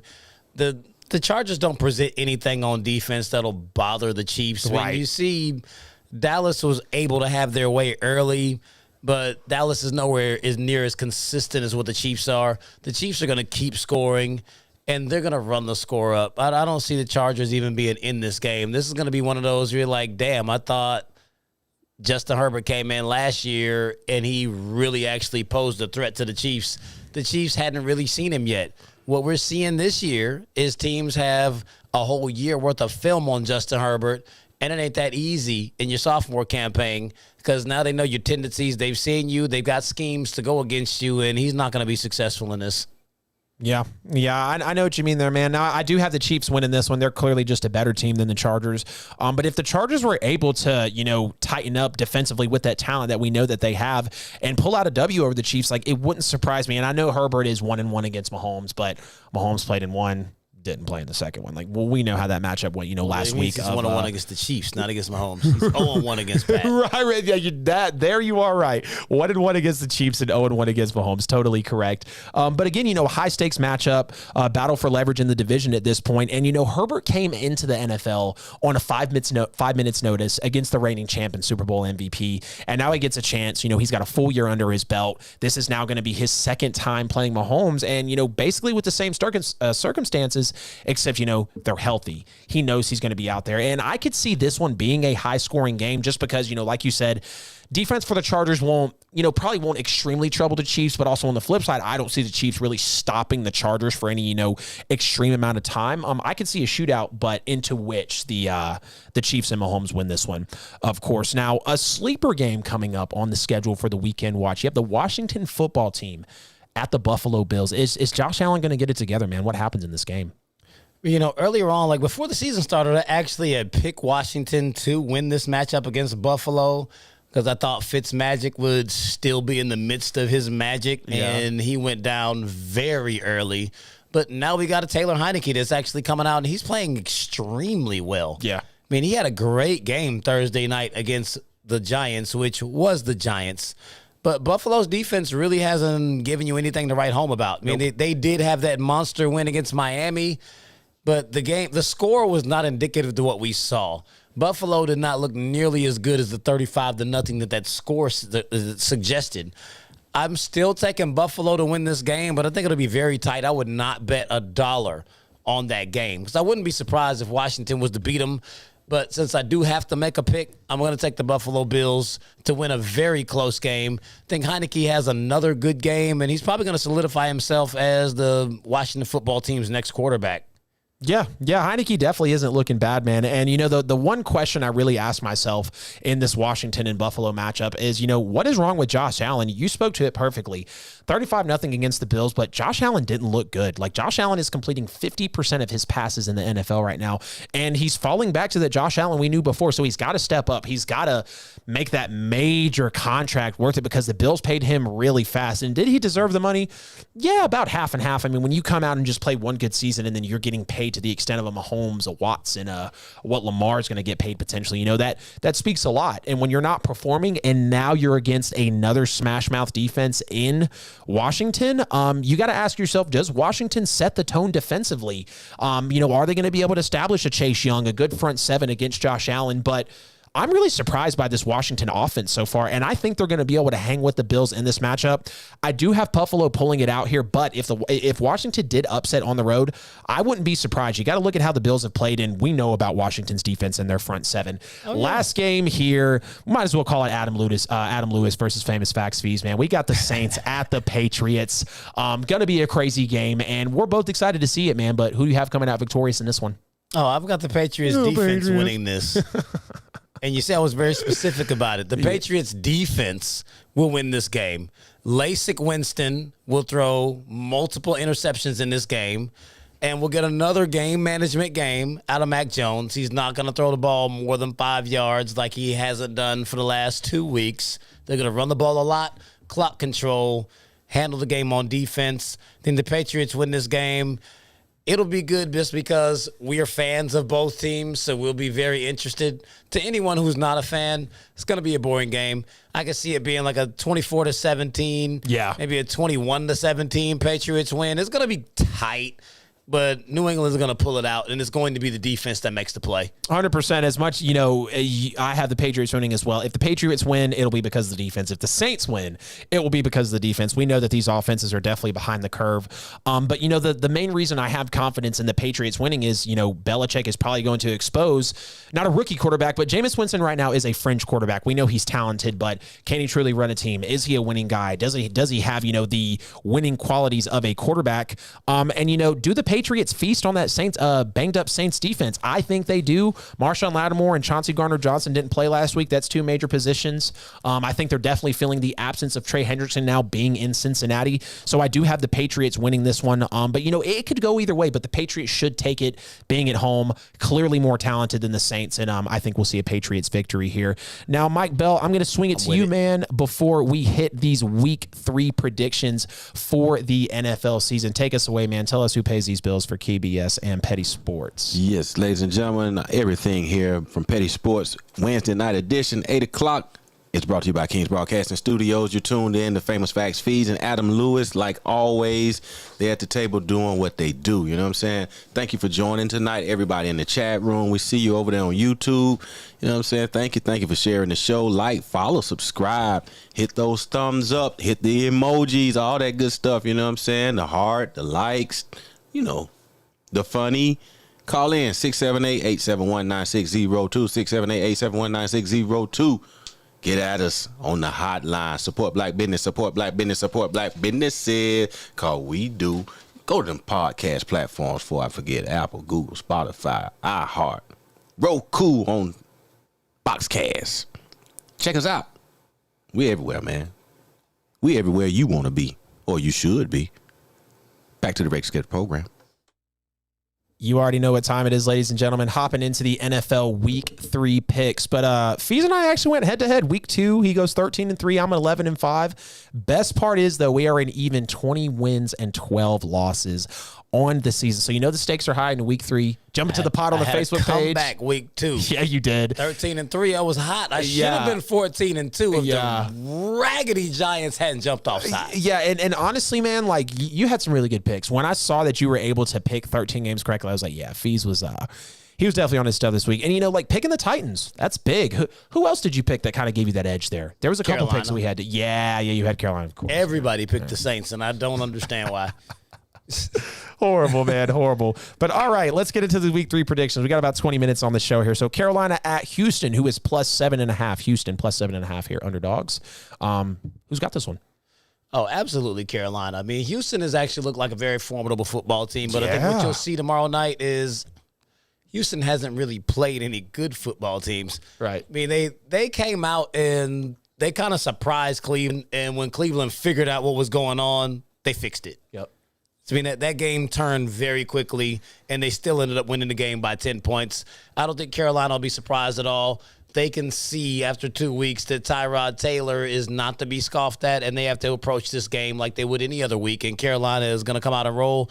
7.5-point spread. I think Carolina wins, and they will cover. Yeah, I feel you there, man. So I do have Carolina winning. You know, Darnold has been playing well so far this season, and the Panthers are looking to be that defensive powerhouse like we mentioned. But with Houston giving Cleveland a run for their money, and, I mean, in my opinion, kind of performing above expectations to start the season, I do feel like 7.5 points, oddly enough, is too far of a spread because Houston's going to be at home, but I do have Carolina taking this football game here. Now, we just mentioned it, Washington football team at the Buffalo Bills. Bills are -9 here. That was the line, -9 against a borderline elite or not elite, you know, Washington football team defense. Well, what do you think about that one? I mean, I think the spread is outlandish. Yeah. I understand Buffalo being favored because I did pick Buffalo to win by a very narrow margin. But if I'm actually betting, then I would actually put my money on Washington to not lose by 9. But I'm taking Buffalo to win the game. Yeah, 100% taking Buffalo as well. And this has to be a bounce-back game for Josh Allen. You know, he's going against another great defense. But oddly enough, you know, like I just mentioned, Washington is good enough to score points, and we've seen that. Like, they surprisingly kind of have an offensive presence, but do have Buffalo here. The points are a little scary, though, outlandish. I don't know if I would take those. But let's go on now to Chicago at Cleveland. Cleveland is -7.5 there. Who do you have winning this one? I mean, I think that's actually a pretty decent line. Even with Justin Fields starting, he's starting against an elite defensive front. I mean, we already talked about just how good the defensive line is for the Cleveland Browns. I mean, I know Jarvis Landry is out, but that means that we'll probably see Odell for the first time. But even if we don't see Odell, they still have weapons on the outside, in addition to the fact that they're a running team anyway. You're still going to get a heavy dose of Nick Chubb and Kareem Hunt, and that always opens things up for Baker Mayfield because, I mean, for all intents and purposes, Baker Mayfield has just been an elite game manager out there, and that's all they need for him to do. He's a grown-up Mac Jones. They're like, just don't screw it up. He'll throw the ball deeper than Mac will throw, right? But they don't ask him to throw a lot. So, I think Cleveland will win this game, and they will cover this spread. I'm hoping to see a good showing out of Justin Fields, but at the end of the day, there's no way that I'll take Justin to overcome this Cleveland team. They've got way too many weapons on both sides of the ball. Cleveland very well easily could be 0-2 and could have been in that segment that we just talked about. Yeah, which would be huge, man. We'd have the Cleveland fans coming down on us. Minus 7.5. I meant to say 2-0. My bad.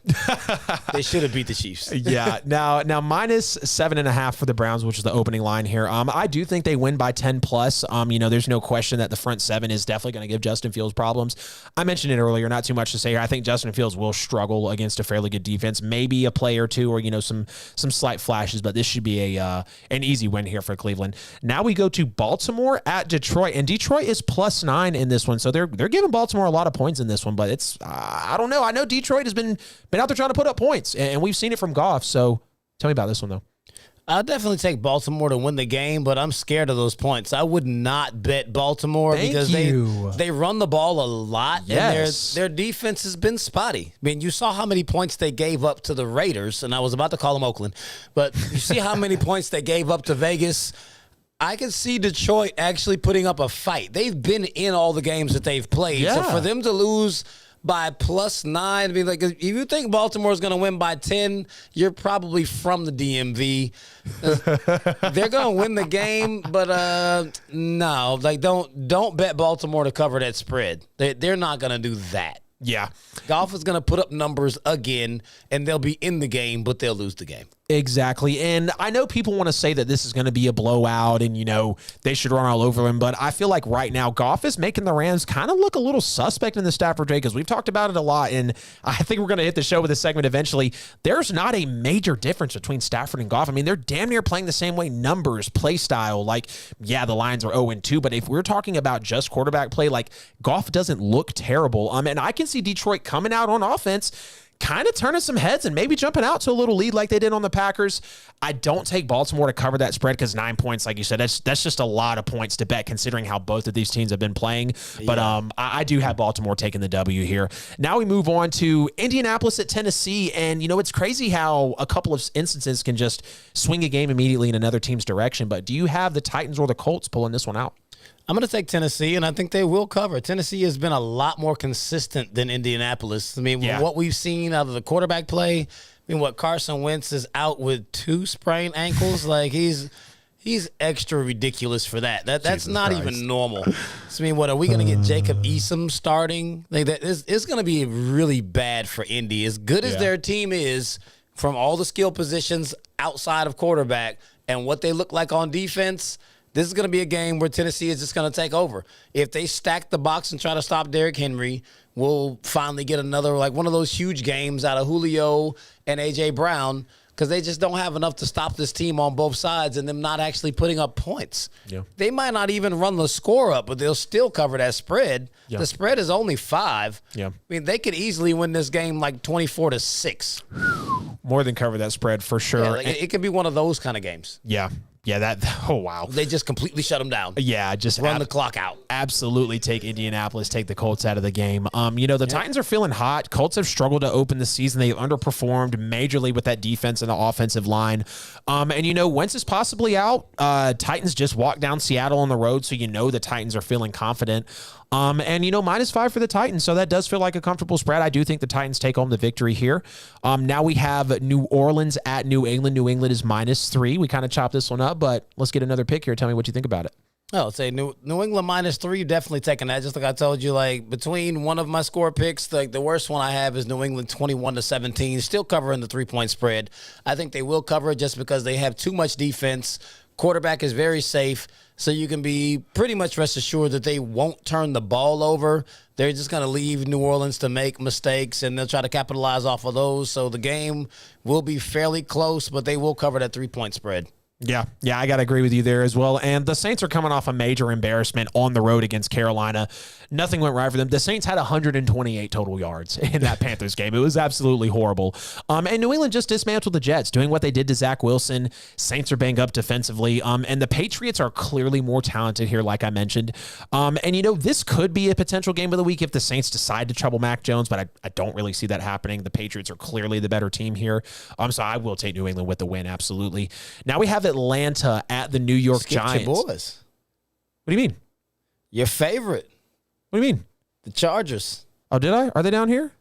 Did I miss them? Chargers Chiefs. Oh, I did miss them. You left them out on the lineup fees. Oh, well, let's hit it real quick. I don't have him here. Whoops.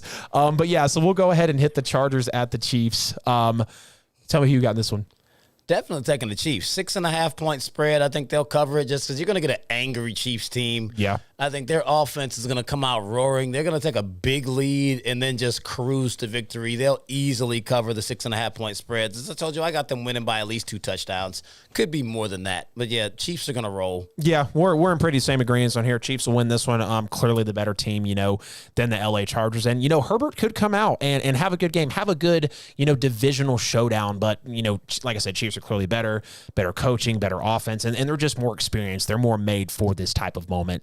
So I will definitely take the Chiefs here, and they will cover the spread. Now on to the Falcons at the New York Giants. Giants are -3, which, this is a pretty easy bet knowing that the Giants can score pretty well in this league so far. Falcons at Giants, though. This is probably the most difficult game to call. Really? Both teams are so inconsistent. We don't know if Saquon Barkley is just not actually recovered from this injury or teams have just been stacking a box and he hasn't been able to get off. I mean, he could possibly have his turnaround game against the Falcons and we'd be like, oh, well, damn, okay, I guess you played 2 good defenses in your first 2 games and that's why you weren't getting off. And at the same time, the Giants' defense is nothing to write home about. They let Taylor Heineke get off on them. They let Teddy Bridgewater get off on them. Matt Ryan should be able to get off against the Giants, in which case the Falcons should be able to beat the Giants. I usually pick against both of these teams because neither one of them ever turn out the way that I perceive the game going. Yeah. But they're playing each other, so I got to pick one. I'm going to take the Falcons. Ooh, all right. See, we got a guys over there. Right, whenever we pick them, bro, they stink it up. I'm definitely going to take the Giants here. Like I said, I feel like this is one of the easiest picks of the week. The way the Giants' offense is so far, and we know that Falcons' defense is like Swiss cheese. And Matt Ryan's seat is heating up very quickly, I feel like, and Daniel Jones, just kind of continues to prove people wrong that he can play. He's not going to be a great quarterback, but he can win some games for this Giants team. So I think they cover. I think they take the W, and Atlanta falls to 0-3. Falcons are due for a game. Yeah, they can maybe come up in this one. Pittsburgh is going to be on the road against Cincinnati, and Pittsburgh's actually at home. Cincinnati at Pittsburgh. Man, I'm all over the place today. Steelers at -4.5. Who do you have in this one? I'm taking the Cincinnati Bengals. Ooh. I'm all the way off of the Pittsburgh Steelers. I didn't think they were going to be as bad as what they actually are this year. They beat a Buffalo team, which is not as good as we thought. And then they got embarrassed by the Raiders last week. What we saw is Big Ben is not even as mobile as what he used to be. And he never was a super mobile quarterback, but he's just back there like a sitting duck. He's getting blitzed and boat raced and smacked around in the pocket. Their defense was not able to corral anything that Vegas was doing.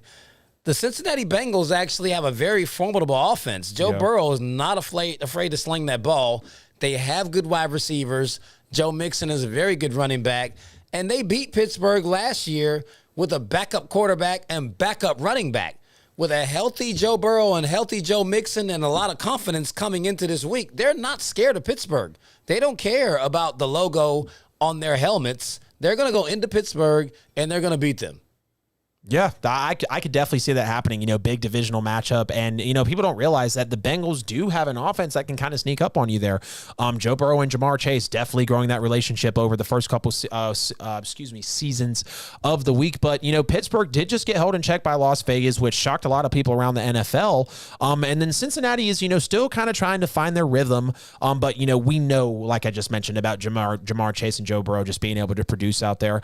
Now, this is going to be a win for the Steelers. I can honestly say I really don't know if they cover because this is going to be one of those Steelers wins that really leaves the fan base kind of scratching their head like, why the hell was that so close? Why did we just let that? Why did we basically play down to the competition? But, we see that sometimes in the NFL. Now we have Arizona at Jacksonville +7. Again, another easy pick here. I'm pretty sure I know who you have as a winner, though, unless you're going to go a different way now. Yeah, Arizona, they cover with no problem.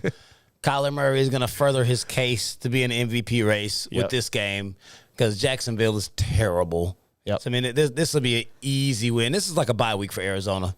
Yeah, 100%. I think this is another 30-plus fantasy point performance from Kyler Murray. And, we're looking at Trevor Lawrence, 4 touchdowns, 5 picks, 50% completion, 57% passer rating. I mean, Trevor Lawrence is, quietly struggling over there in Jacksonville, but this is something that we thought was going to happen, and the Cardinals should cover no problem here. Now, we do have the the Jets, the New York Jets at the Denver Broncos. Minus 11 kind of feels like a lot of points, but the way Zach Wilson has played recently, it seems, I guess, reasonable. But who do you have winning this one?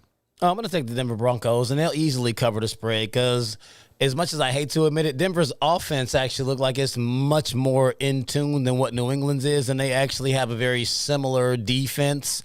I think they force 2 to 3 turnovers against the Jets, and they will put up points because Teddy Bridgewater actually has more leeway to just throw the football. So I don't think this game is close at all. Denver is going to run the Jets out of Mile High. Yeah, and you got Zach Wilson facing, potentially the best secondary in the NFL. We know Surtain's out there. We know they have a bunch of dudes out in the secondary that are just going to give your quarterbacks problems, especially a rookie quarterback like Zach Wilson. Now, I do have to stick to it. I don't feel like 11 points is enough for Denver to cover the spread. I see maybe, the Jets kind of getting a little bit of life towards the end, maybe some garbage time points to where Denver can't cover, because 11 just seems like a lot of points to me right here for Denver. But if they cover, it wouldn't be any shock. Miami at Vegas. Vegas is -4. Miami's coming off an awful loss at home. Can they rebound? Do they even have a chance in this one? Absolutely not. Definitely not in the new Allegiant Stadium with the Raiders. All the confidence that they have right now. And Jacoby Brissett is starting this week. Yeah. Like, it's about to be really ugly. The Raiders are going to boat race Miami. And the Raider Nation is going to come on all the videos, and they're going to have a whole lot to say. But the Raiders are looking good. They're going to be 3-0. They're going to run Miami off the field. I'm taking Vegas. Yeah, 100% Vegas by 4. Vegas -4 in this one. I think they'll definitely cover. There's going to be a new line. They got rid of the line. That was the line Tua was starting. They were still -4. Hell, they're probably -8. The new line's going to be, at least -8, maybe 9. Yeah, I was literally saying -9. So, yeah, definitely a little bit of a possession bear. But, Tua's hurt. Miami just got blown out 35-0 at home. And now they're on the road. Derek Carr is just slinging the football around the yard at this point, and we've definitely got weapons that Derek Carr is able to perform with, and they're stepping up with him. Like, I'm so mad. Henry Ruggs is on my bench, and it's like, but I bet you he doesn't do that again. I bet you he doesn't have another fantasy performance or overall solid outing like that. That's just not Henry Ruggs yet. Right. This is another Alabama game. Roll Tide. Both sides. I mean, you got Ruggs, Jacobs, Drake, Tua throwing against Tua and Waddle. Yeah. Jeez. There's a lot of Bama guys out there. It's a Roll Tide Bowl, a Bama Bowl, He seems to play well when he's got his ex-teammates on the other side. That's right. Tampa Bay at Los Angeles. Rams are apparently -1 here. Who do you got there? I know we chopped this one a lot. Oh, absolutely taking Tampa in this game, but I think the line is actually disrespectful to Tampa. They're giving the Rams way too much credit. Granted, I think the new line is Tampa by 1.5. Yeah. As the bets keep coming in, as people saw how ridiculous this bet was, which I caught this bet with Tampa at 1. Like, Tampa was -1. I mean, the bet is climbing. By the time this game actually starts, it'll probably be Tampa by 5. It's going to keep moving. But I'm taking Tampa. Yeah, 100%. Game of the week here, no question. A lot of people are going to dub this game a potential title game. But I smell a shootout here and an upset, apparently, by the Bucs on the road comparing to some of these lines here. But it should be a good win, definitely, for Tampa Bay, no doubt about that. Now we have Seattle at Minnesota. Minnesota +1.5. And it's crazy how when you take a team down to the wire and the Seahawks are walked down on the road that you can see these lines just shifting. But, is Seattle a surefire favorite to win this game? Yeah, I mean, they're only a 1.5-point favorite, and I mean, that's really fair just because Seattle isn't consistent. They don't hold on to leads because they play a very inconsistent style of football. But I do think they will pull this game out. I'm going to take them, and I mean, the line is so small, then you could definitely take them to cover. They only got to win the game by 2 points. Right. So, I'm taking Seattle. Russ is going to have another really good game. I mean, he put up numbers last game in the loss. So I think he will continue on. He's going to have a quiet campaign, and this year actually battle for MVP. At the very least, he's going to get a vote. Man, we'll see. I think the Seahawks win that one vote. Close game here on the road. And, these points are kind of tricky because I feel like Seattle could easily roll, but they could also screw this spread up because I don't know if you remember Vikings-Seahawks last year. It was actually the night that the Lakers won the title. Russell Wilson leads potentially the drive of the year at that point, winning in the closing seconds to take home the W. So I think this will be a tight game, but, definitely Seattle with the W here. Now we have Green Bay at San Francisco before we bounce out with our last game coming up next. Apparently San Fran is -4. What? Seriously? Why are you surprised? San Francisco -4 against San Francisco the Packers. owns Green Bay. Yeah. They run the ball. Aaron Rodgers doesn't get on the field. He's like 5-6. Green Bay's rush defense is garbage. Yeah. And from what we've seen the last couple of times they played San Francisco, they've gotten blown out. Chomped up. So, for them to actually have a -4 spread is actually saying that they have faith that Green Bay has kind of turned a corner. But they're absolutely going to lose this game. And I still don't think it's going to be close. Aaron Rodgers won't look like he did in week 1, but it's going to be somewhere between week 1 and week 2 where he looks very pedestrian. He's on the road. We know he doesn't play well when he's not at Lambeau. It's going to be a bad game for Aaron Rodgers one more time.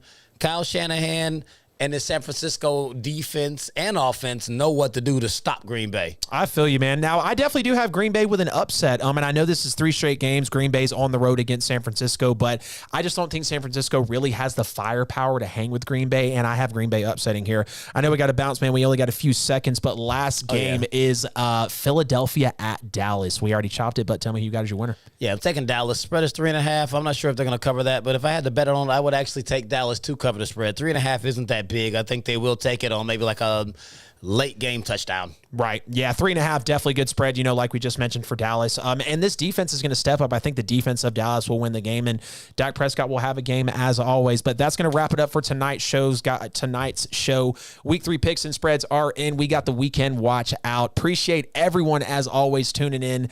Be sure to call the show next week. Subscribe. Find us on social media. It's not about where we're at. It's about where you listen. We'll be back next Tuesday, 8 p.m. Fees. Take us out, man. Yes, sir. We appreciate y'all as every week. It's another Wednesday in the books. It's Petty Sports. You know how to find me. It's your boy, Famous Fees, on all social media platforms. Make sure y'all tune in next week. We back on Tuesday, right after the Monday night action. Make a phone call. Subscribe. Tell a friend. Tune in. We love y'all. It's Petty. We out. Let's go, baby.